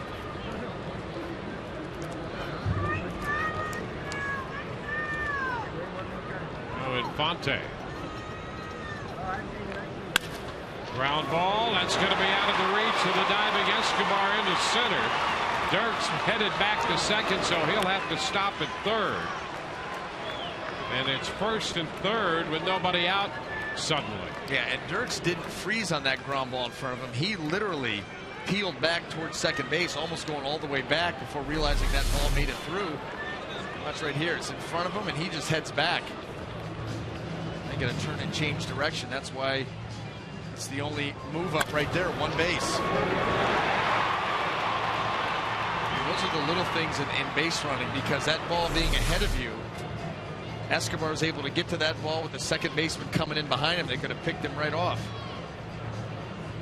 Well, the conference on the mound, Jim Hickey out there giving McGee a little extra time as Ramon Santiago is due to hit.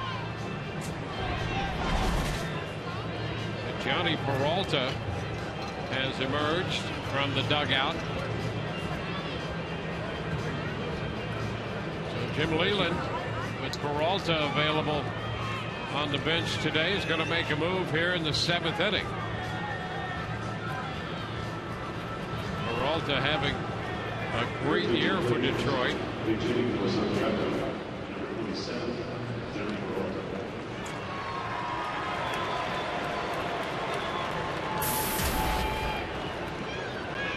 Peralta .316 with 7 home runs.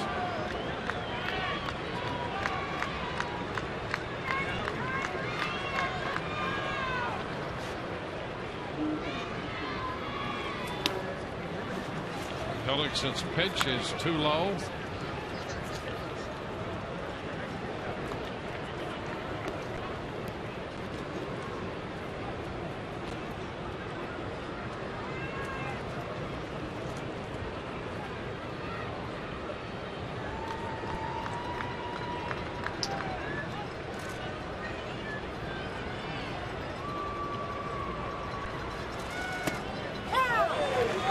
Up the zone around the knees. Peralta 1 of 8 lifetime against Hellickson. A good pitch. take the count to 1-1. 4 strikeouts in those 8 at-bats against Hellickson.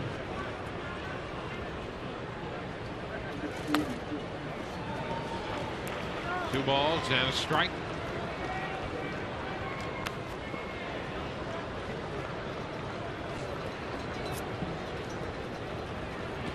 The Tigers demand in scoring position in the 3rd, scored on the Cabrera home run in the 4th, and then left a couple men on. Men at 1st and 3rd now in the 7th with nobody out.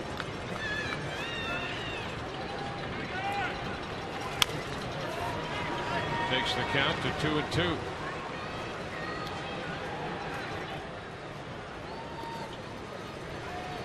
Hellickson in the low 80s in pitch count.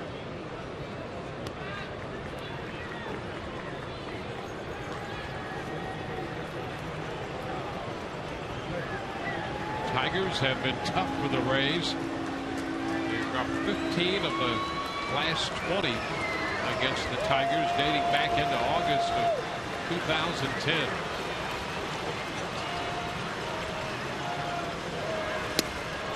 Peralta takes ball 3, and the count's going to go full. He's trying to squeeze this pitch underneath Johnny Peralta's hands, try to freeze him. That ball just tailing in off the plate. That'd have been tough for Peralta to get that bat head to that pitch.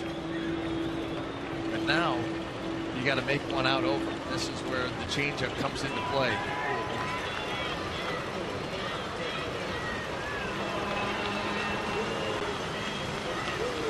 (3-2), and it's low. So the bases are going to be loaded. Change up on the 3-2 pitch. They are loaded with nobody out, and Joe Madden pops out of the dugout. The Rays will go to the bullpen now. Bases loaded, nobody out. And a call to the bullpen brought to you by Metro PCS.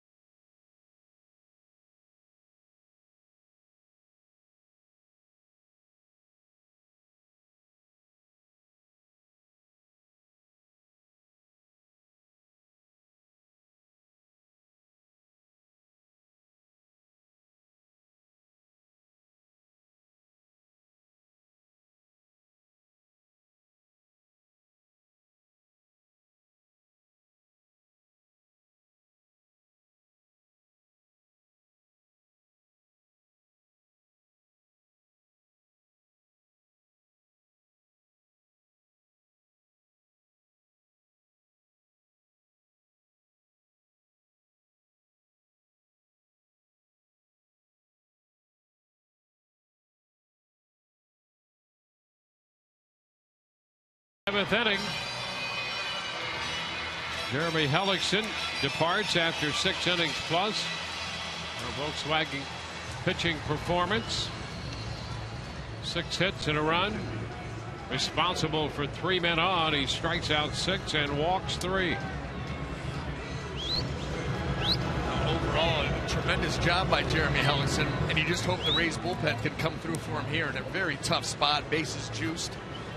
Nobody out, and Jake McGee comes on for the 37th time. 40 strikeouts in 30 2/3 innings. Ryan Holiday, the catcher, who has a double and a strikeout in 2 at bats. This is Jake McGee. First pitch is the fastball too high.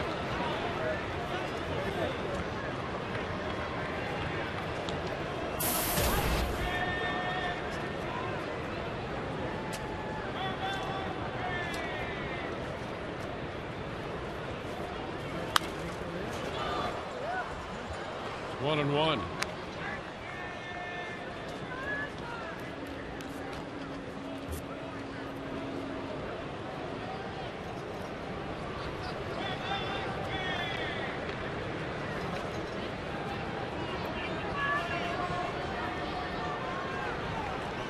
Rays have led 1-0. Then Tigers tied it 1-1. Rays with 2 in the 4th to make it 3-1. And a major threat by Detroit in the 7th. Fly ball not overly deep to right. Myers in to make the catch. Dirks will not attempt to score. So 1 away now with the bases loaded. Nice job by Jake McGee, the 9-hole hitter Holiday, to get weak contact. This ball not going to be nearly deep enough to score Dirks.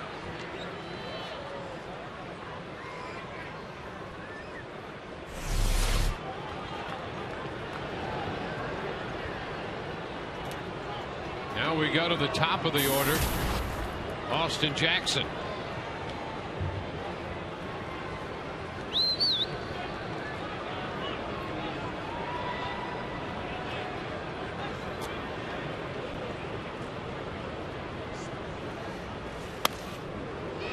Ball 1. Well, Jackson getting his first look at Jake McGee.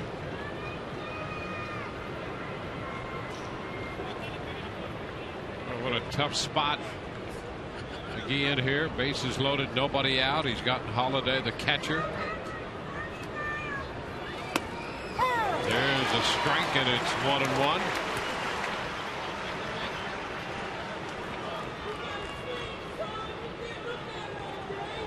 Dirks at third, Infante at second, Santiago at first.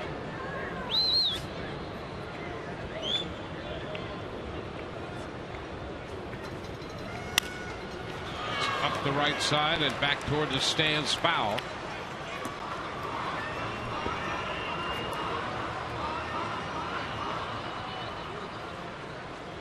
I tell you, all those changeups right now, it's got me off balance down here on this ground level with Mr. Jake McGee coming in. It is darts. Darts. So as a hitter, I mean, it's not like it's impossible, but you got to really tweak it.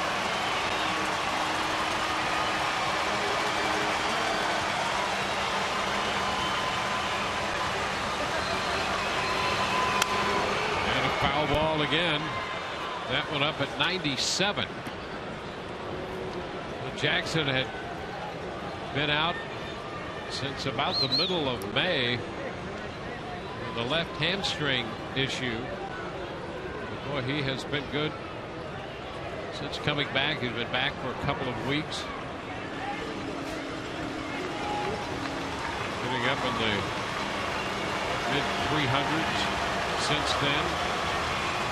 Came into the game at 296 overall. 1-2, and a chop down to third, scoop by Johnson to the plate, out there on the force. Dirks cut down 5-2 for out number 2. Well, Jake McGee comes with the slider. Jackson rolls it over. Kelly Johnson cuts down the runner at the plate for a big out number 2. Nice short hop right there, and then take that out. We've got some emotion here in Hellickson. Huh? Oh, of course. Not yet. Lots of emotion. There it is. That's what you want, Dwayne. There it is. You may get one on the 3rd out. Yeah. You may get a rub of the face kind of thing. Mm-hmm. That's about it. That's right. And that's strong. Now Torrey Hunter. And Hunter trying to bunt. Fouls it back. Hunter pull the element of surprise there. He's 1 of 7 with 3 strikeouts against Hellickson coming into the game, and against McGee, 0 for 2 with a strikeout.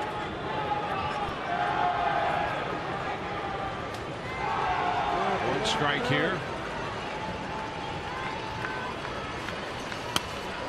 It's up.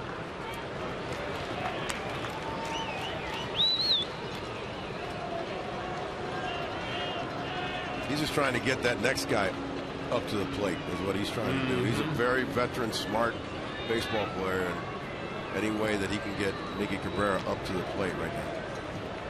There's Cabrera on deck.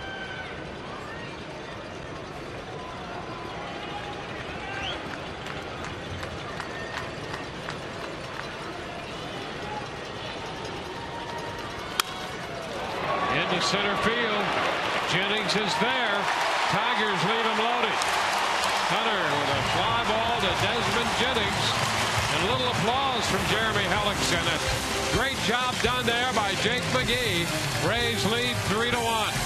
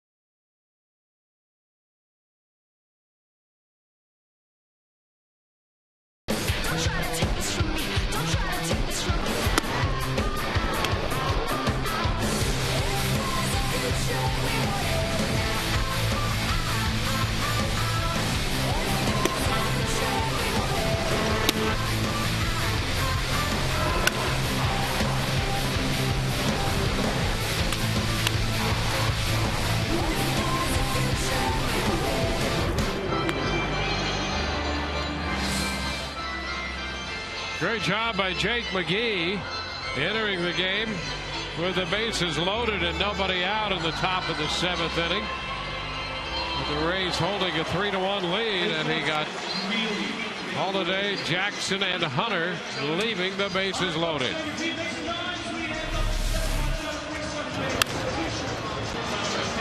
Soft fly ball to right field.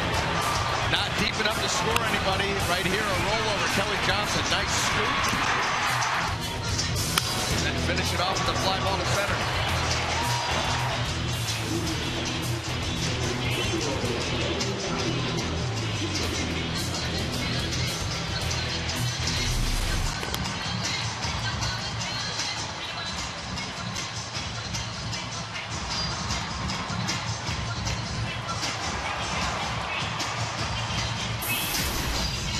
Phil Koch will be the new pitcher for Detroit.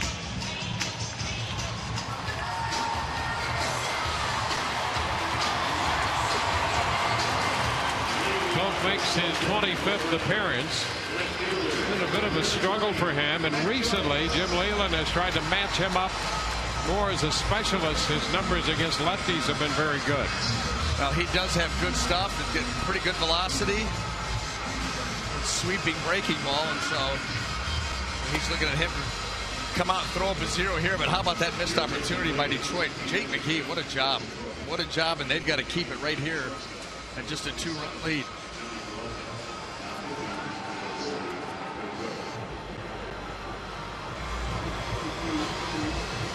Kyle Farnsworth is up in the Rays bullpen. A great job by McGee to close out the top of the 7th.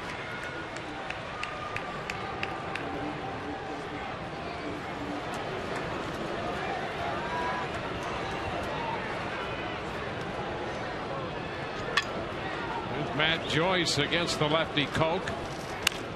A ground ball foul up the right side. Strike 1.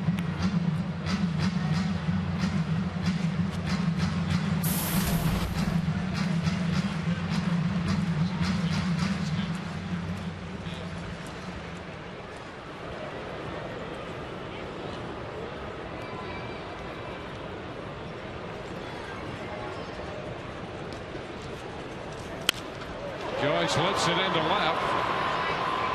Dirks right there.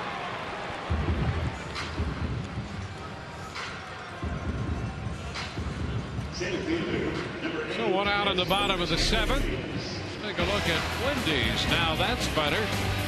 Well, the Rays with that win in extra innings last night to 500 since 2008 when they officially became the Rays. Only the Yankees and the Phillies have more wins in that stretch. That's a remarkable, continues to be a remarkable story in all of sport. Jennings tries to check, but that's a strike. The Rays, they announced their presence in 2008 with authority going to the World Series and haven't gone anywhere. Continue to play good baseball year in and year out. Jennings pops it up. Foul ball. Will it be playable? Going to carry back into the stands behind the dugout.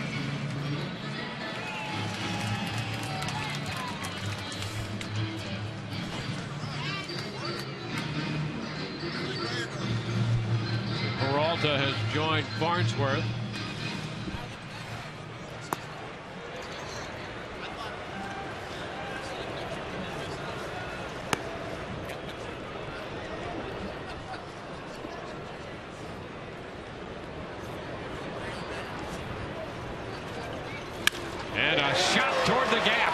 Center field. It's going to go all the way to the wall. Jennings hits second and will stop with a double. An 0-2 pitch, and Jennings lines it up the alley into left center. Boy, as a hitter, you can only hope and pray for an 0-2 pitch where that was. Wow. Middle.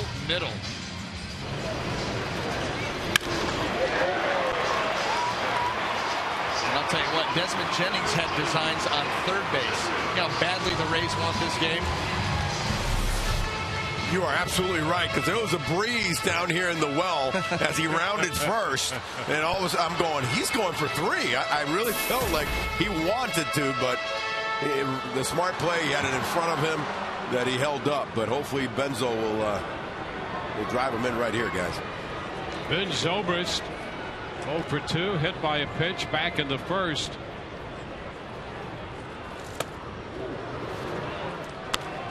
One strike to count.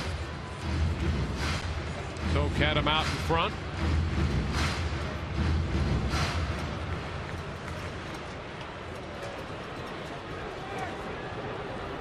Rays left a couple men on in the 6th inning. They've stranded 6 today.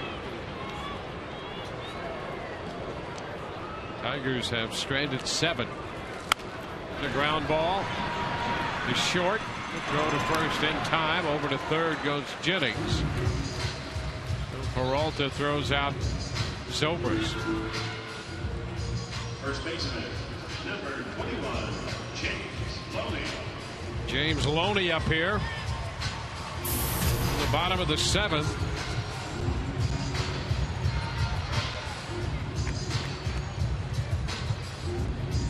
Rays broke a 1-1 tie with 2 runs in the 4th.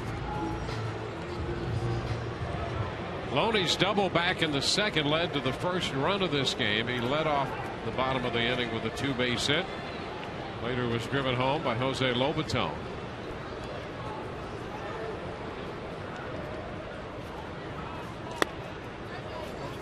Pitch inside. Runs batted in for the Rays have come out of the 8th and 9th spots in this game. 2 for Lobaton and 1 for Escobar.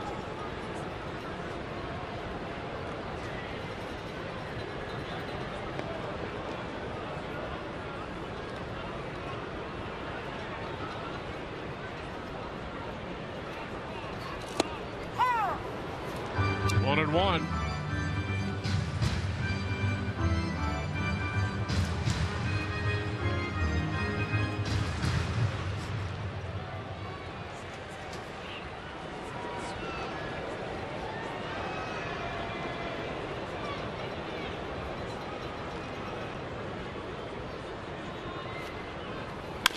And a chop headed to short.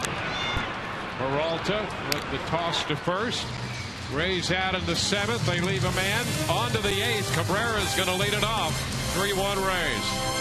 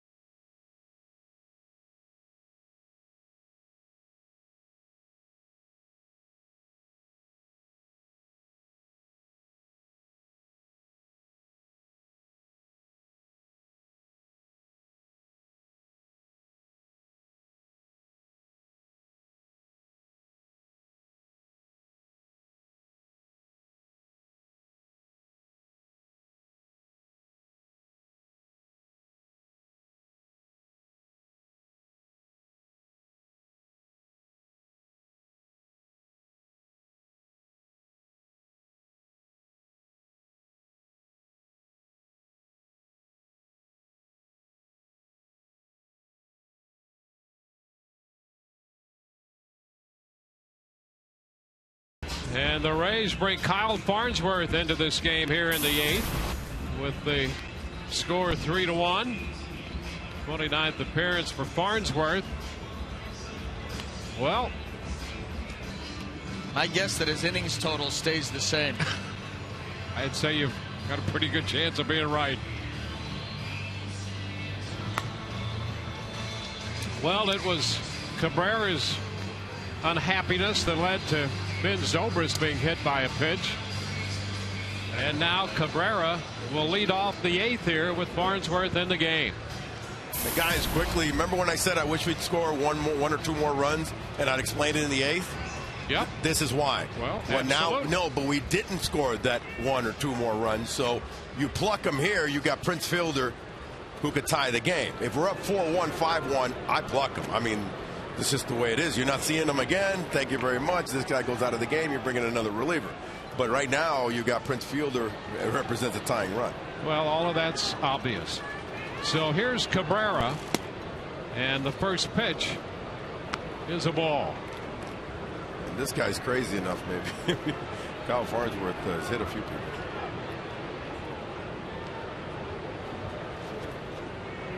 Cabrera homered in the 4th.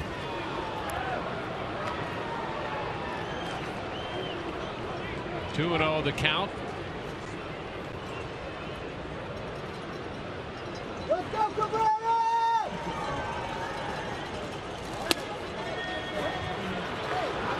And the fastball misses. Ball 3.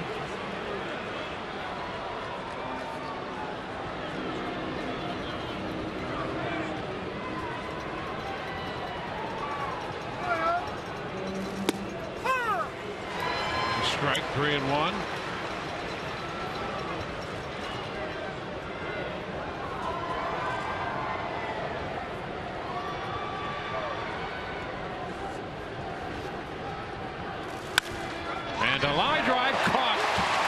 Johnson a low liner. And so Cabrera is out number 1 in the 8th. And now Madden comes out. So Farnsworth on to face Cabrera. He went to 3-1, and then Cabrera hit that low liner. And now Peralta.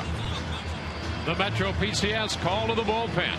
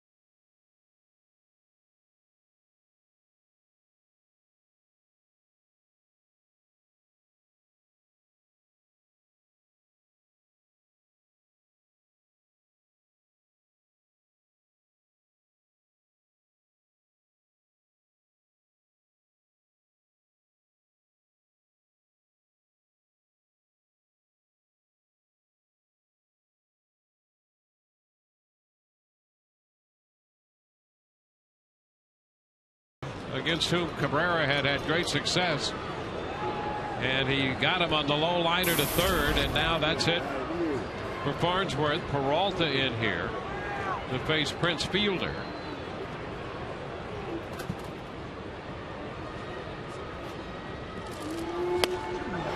Fielder out in front, strike 1. I'll tell you this, there was a look of concern on Cabrera's face throughout that entire approach to the plate, from the dugout on deck to the batter's box, and he was anticipating something other than what he just saw there. Well, how many times have we seen in this situation, 8th inning, Kyle Farnsworth come into the ballgame? I mean, how? And faced one guy against whom he had not had success. This is Peralta's inning. This is Peralta's part of the order. This is who comes in the game. I was assuming the same thing that you, Cabrera, and everybody else in the park was. And that was ribcage. Yep.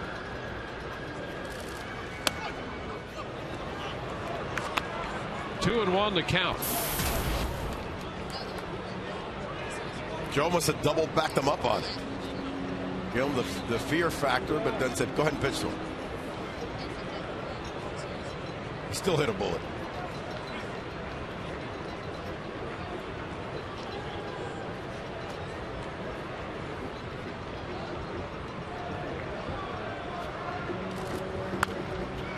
It's fouled back. 2-2.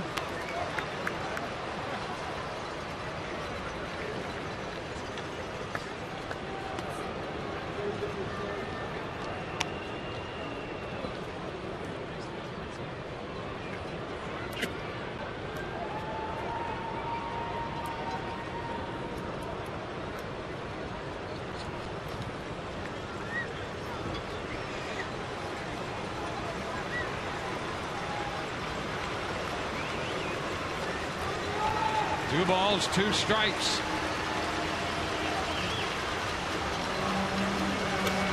And Fielder is out on strikes. Out in front. The split got him. So 2 outs in the 8th. Going with that split. You're trying to finish off Fielder. You see the finish on it. Fielder reaching out in front.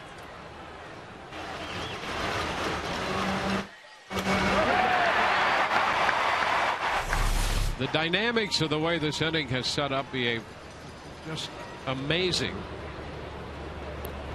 And from this point of view, it's speculation, but we all anticipated with Farnsworth in the game that there would be some action with Cabrera at the plate, because he's the guy who precipitated all of this to begin with. But when he did not do what everyone anticipated might happen, now the question is, did he decide not to do it, or is that part of what the Rays are thinking? The point is made. If you get him out, you're taking a big chance, but the point is made that it's just that easy for Cabrera to put himself in peril by his behavior. I have no clue, but you know, Madden, somebody said the other day, Madden reads a lot of books, and he is a deep thinker. So I have no idea what was going on there, other than what you normally would anticipate would happen. What was the movie where one of the characters in the movie was sitting there and her head was just spinning? That's where I'm at right now. Yeah, I got you. Is that The Exorcist? That was it. It is. Yeah. Okay, well, that's where I'm at right now. No, I can't make heads or tails of anything that happens. I thought I was a dead ringer for that. Yeah. Well, but the point could still be made without following through on that. If that's how you want to behave, if that's what you want to do, you could put not only other people in peril, but yourself in peril. And now here's a situation where you anticipate. He anticipated being hit by a pitch. I would have to believe that. Yeah, but and when you don't do it. And then he got a 3-1 count and hit a rocket. That could have been a double. Yeah. So, listen, that's like telling your child, if you do that again, here's the punishment, and then never follow through on it. But I could punish you. I mean, no, I have no idea. I'm not even going to go down the road, because I have no idea. I thought that was as black and white of a situation that we were ever going to see. Farnsworth comes in, he does his thing, whatever happens, happens. Peralta's already locked and loaded to come in because he's going to get tossed. Yeah. And that's, I mean, I think everybody in the stadium figured that. That was the obvious thing that I think we all thought. Goodness. Yeah, so I don't know.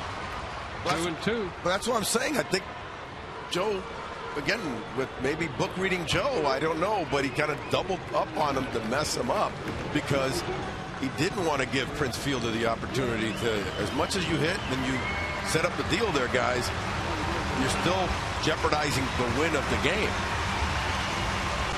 with Fielder coming up with a guy on base. 3-1.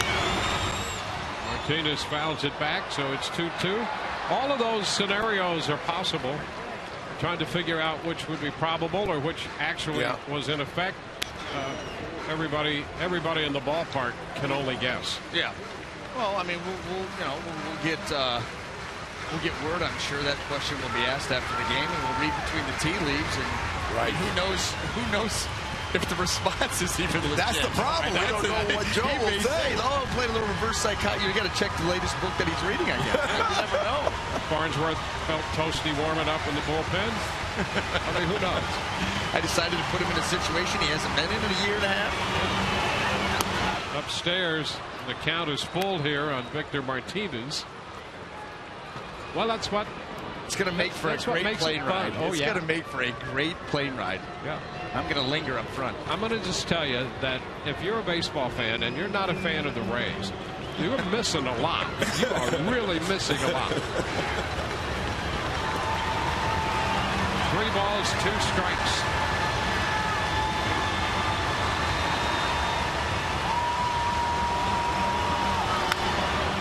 Foul the other way.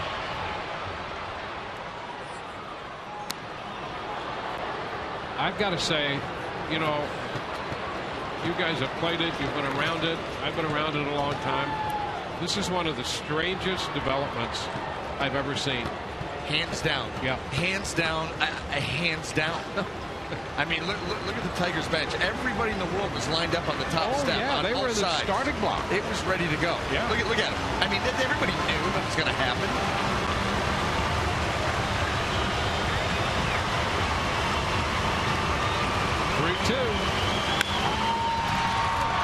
Nice big hop on a hard hit ball, and Escobar takes care of that. Martinez out of there. We're going into the bottom of the 8th. Everybody's still healthy, and the Rays lead 3-1.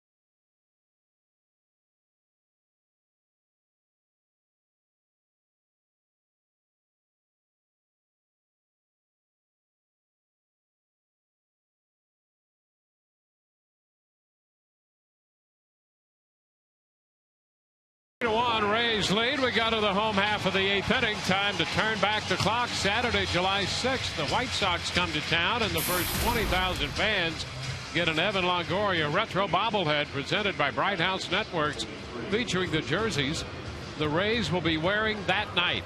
Call 888-FAN-RAYS or visit RaysBaseball.com. Bruce Rondon is the new pitcher. Fastball at 99, and Will Myers fouls it back and out of play. Rondon, the losing pitcher last night.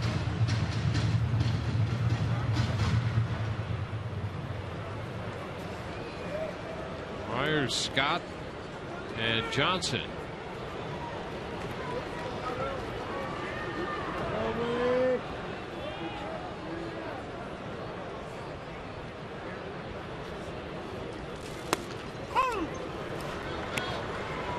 Two.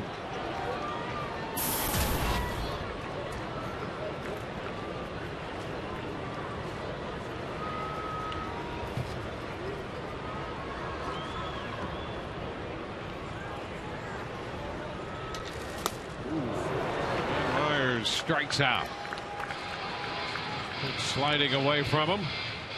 First out in the 8th inning.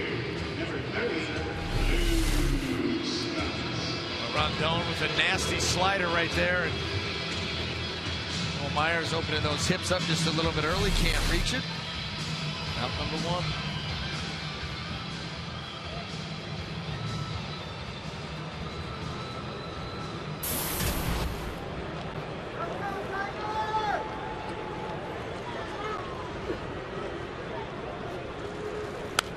Luke fouls it right back over the screen.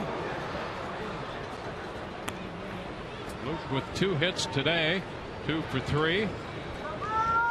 The big home run to tie the game in the 8th inning last night.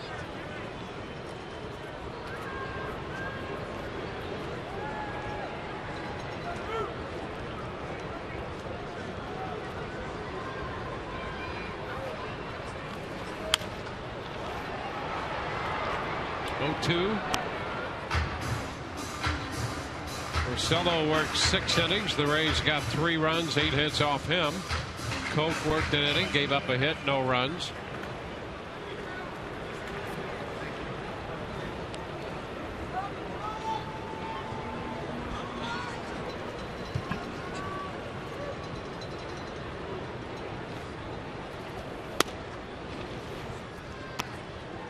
One and 2. Fernando Rodney up in the bullpen for the Rays. He pitched 2 innings in that 10-inning game last night.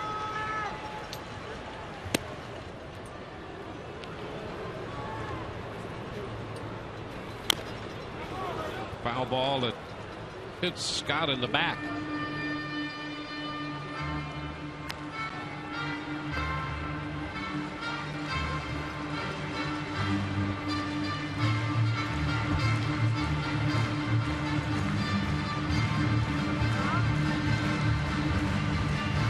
Red Sox batting in the bottom of the 8th. It's a 4-3 Boston lead over Toronto.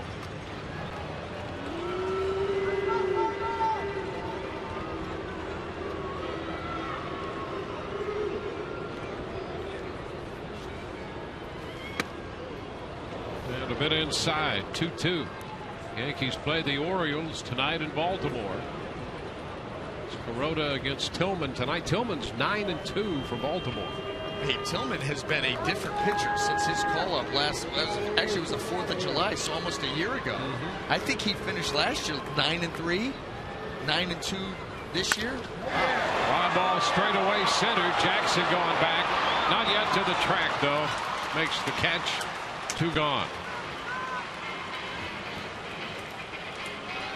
Third baseman, number 2, Kelly Johnson. Tillman only loses to us. Yeah. Yeah, that's Seriously. exactly right. That's it. I think we've got him twice. At least once. No, I think you're right, Arestis. I think the Rays have gotten him twice, and then it was like Minnesota, Kansas City, or Chicago, one of those teams. He has been very, very good and very consistent. Kelly Johnson in the box. He has walked and singled, officially 1 for 2. Pitch is down.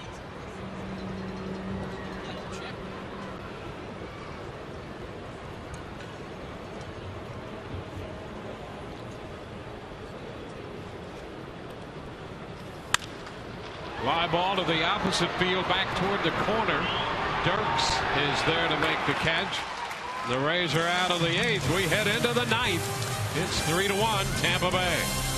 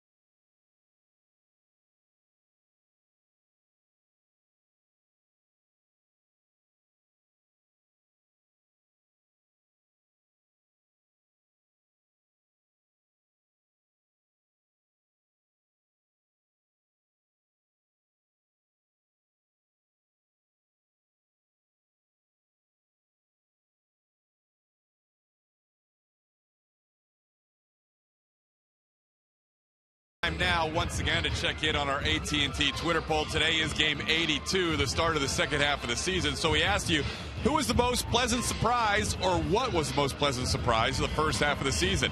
The Rays offense overall, hashtag TB1. That guy on your screen, James Loney, hashtag TB2. The Rays 10-game winner in the first half, Matt Moore, hashtag TB3. That guy in the bullpen, Alex Torres, hashtag TB4. Or the fact that Will Myers was called up, hashtag TB5. Tweet your votes to @SunSportsRays. We'll have the results in our Rays Live postgame show presented by Checkers. We will also hear Joe Madden's thoughts after this very interesting day. Jose Lobaton with 3 base hits, including a couple of RBIs. Interviews from Kelly Nash from the clubhouse. And as always, Wayne Stats and Brian Anderson break it down on Rays Live presented by Checkers. Guys. All right, Todd, thank you very much. By the way, I'm with you offense. BA. Yeah, you're going to go offense. Yeah, I got to go offense. Nice. Yeah, absolutely. It's a little bit more all-encompassing. And some of the other storylines are a little shorter. Yeah. I'm just looking for something to grab onto right now. I mean, really. I am completely thrown off my game. Oh, my. The tires are wobbling. Yeah. Well, Sam Fold is in the game in right field, and so is Fernando Rodney on the mound. Andy Dirks leads it off. A pitch outside. So it was Rodney who worked 2 innings in the 10-inning game last night, won by the Rays 4-3, and Rodney picked up his 3rd win. I was just getting ready to head down the hallway and see if I could get Rod Allen to chase me. It's a big man right there. Yeah. Yeah, I'll get a head start. Well, I got some foot speed. No doubt. So did that Japanese pitcher, but he still chased him all the way to left center. Well, it may have happened today. Yeah. Well, there's another great visual that you've given us today. Oh. Yeah, I don't know if you YouTubed that one? Yes. That's a classic. Yep.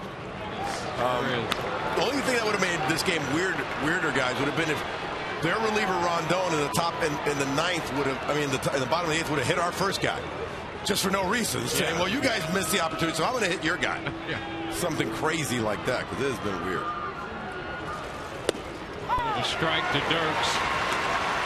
Now 3-1.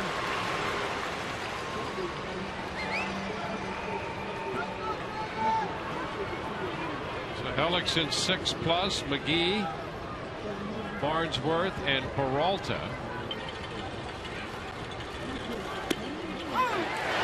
Rodney comes back with strike 2, and the count is full.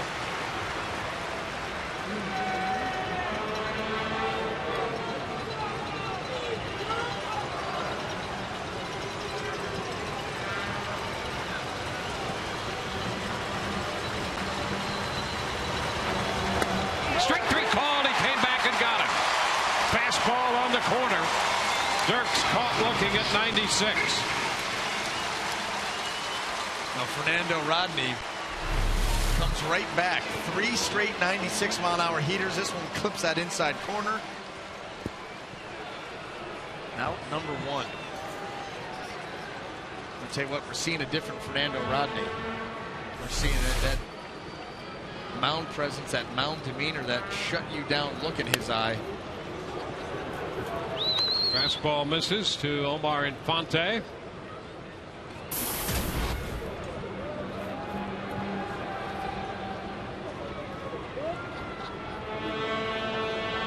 Infante had a base hit in the 7th inning. Takes a strike. Tigers left the bases loaded in the 7th.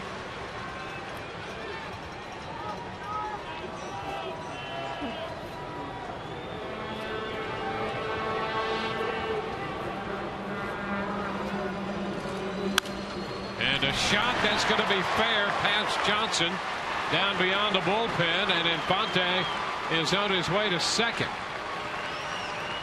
He hit a changeup and just got it fair. Well, that's the thing. You've got to be ready for that fastball, so the changeup, you're going to be out in front. That ball tailing back in. See how close it was. What?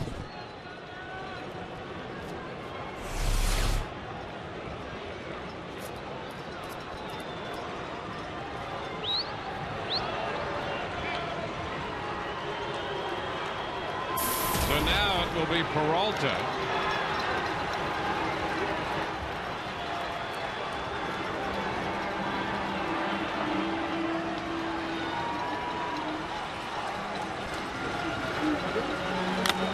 And a foul ball back, and that catches Vic Carapazza right on the mask.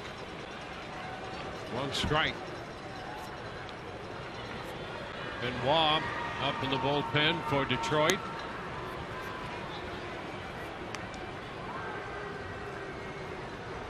Brian Pena is on deck.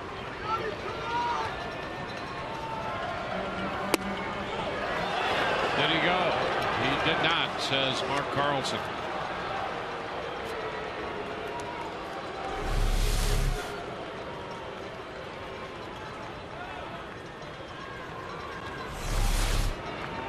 Dirks was called out on strikes ahead of the Infante double.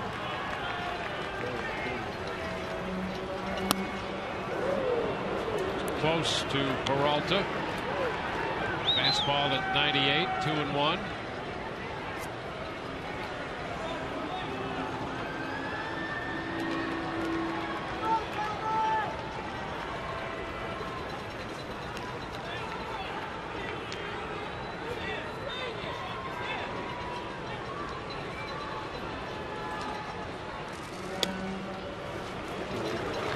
Too low. A fastball. 3 balls and a strike.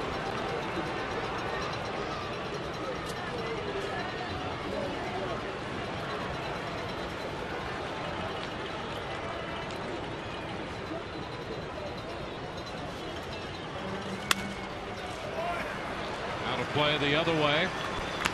3-2.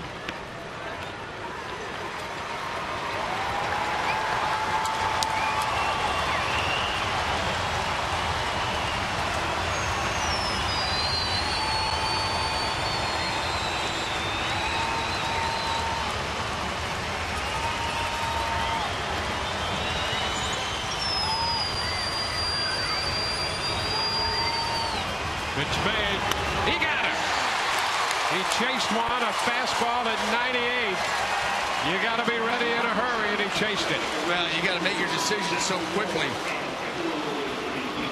And I think that Johnny Peralta did not choose wisely. This ball well off the plate, but it elicits the chase swing.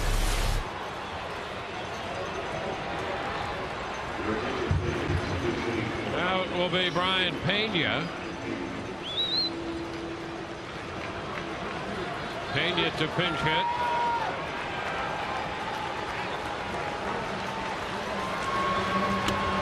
And that's a strike. And Pena disagrees with Carapazza.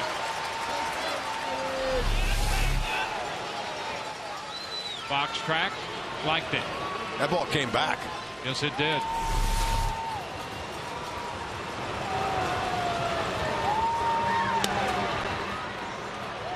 Yeah, you can't say his fastball's not moving. No. I mean, that's jumping all over the place. By the way, that came back. That was a glove side fastball. You know, the arm side is the one that's really going to run. That's the one that led to the controversy starting last night. But even when he's out in front with good extension, he's getting that late movement. He is really letting that pitch fly, and you can see that by the radar gun readings.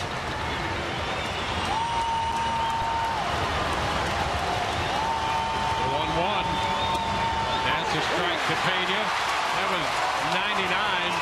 Hard to pull the trigger. He just froze him. Looking for a fastball, still frozen. Yep.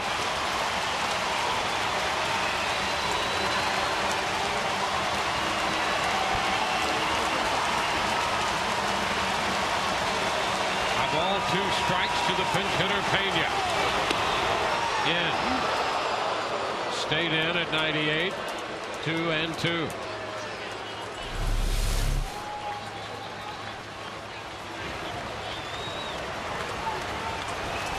Just kept running in.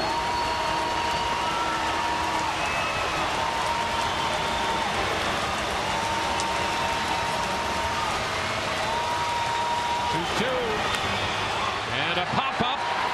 Escobar makes the call. Rays win it. Rays knock off Detroit 3-1 and take 2 out of 3 in this series from the Tigers. Rodney closes it out. Gave up the double in the ninth. Picked up 2 strikeouts and got Pena on the pop to short. And the Rays win this one. It's a 3-1 final. Boy, a big victory for the Rays. Big series win against a team they really had trouble with. And in the 3 days here, a very big win for the Rays to take this series. The other side of this, the Tigers started the day only a game in front of Cleveland, BA. Yeah, and Cleveland a 3-0 lead with 2 runners aboard in the top of the 9th. over the Chicago White Sox. If that holds true, the Tigers find themselves in a tie with the Tribe. Well, there's the American League East, the way it now stands. The Rays, along with the Yankees, 5.5 back of Boston. Baltimore 2.5 back. And the Blue Jays at 500 at 40-40. Big win for the Rays. Rodney, the winner last night, picks up the save today. And let's go to the field and Todd Callis. Dwayne, thanks. Fernando, your former team, all the stuff that happened with Miguel Cabrera, are you pretty satisfied? Is that one of the more satisfying saves for you? Yeah, it is. You see a lot of injuries early in the game. He's sorry. And I tell my bullpen, hey, guys, calm down. Let's throw ball the best we can when we go there. You know, that's a very good team, but they give me motivator when they do that and come back to the nine and close the door. Yeah, you threw a lot of pitches yesterday. What were your thoughts? You mentioned when Zobrist was hit. I'm taking shot. I'm taking massage in the clubhouse. In the clubhouse, but I saw that. I don't have a chance to come inside and see what's going on, but everybody come down. Both clubhouse stay inside, and I seen us not to build damage. So we keep play hard to the ninth inning. We see what happens. Did you feel? I saw you in here in the second inning. Did you feel this game was a different intensity because of that? Yeah, we score when they hit soft. They say, Peralta, let's go early outside because you don't know what happened. You have to be here for your teammate. That's why we come out early. For you, 8 saves in a row now and 8 chances. You're throwing in the upper 90s, 100 last night. Coming off back-to-back performances to throw that well. Are you feeling as good right now as you have all year? Yeah, I'm feeling very good. You guys can see how they throw the ball the last 8-9 innings. And I know it's also sometimes you lose command a little bit. It's hard to keep all the thing quiet together, but I'm feeling good right now and I want to continue like that. So you took the arrow out from behind your back. Is that a new move for you? Yeah, it's a new move for my old team, Detroit. Thanks, Fernando. I shoot the lion like that. Whoop. Oh, you shot the lion down? Yeah. I saw when they jumped behind the ball score. The Lions and the Tigers are all down. Yeah, all down. All right, buddy. Thank you. Guys, he took down some wildlife today. Back to you. All right, we'll look for the transcript of that after the game and the post-game notes. Rays win this one. It's 3-1. Back in a moment.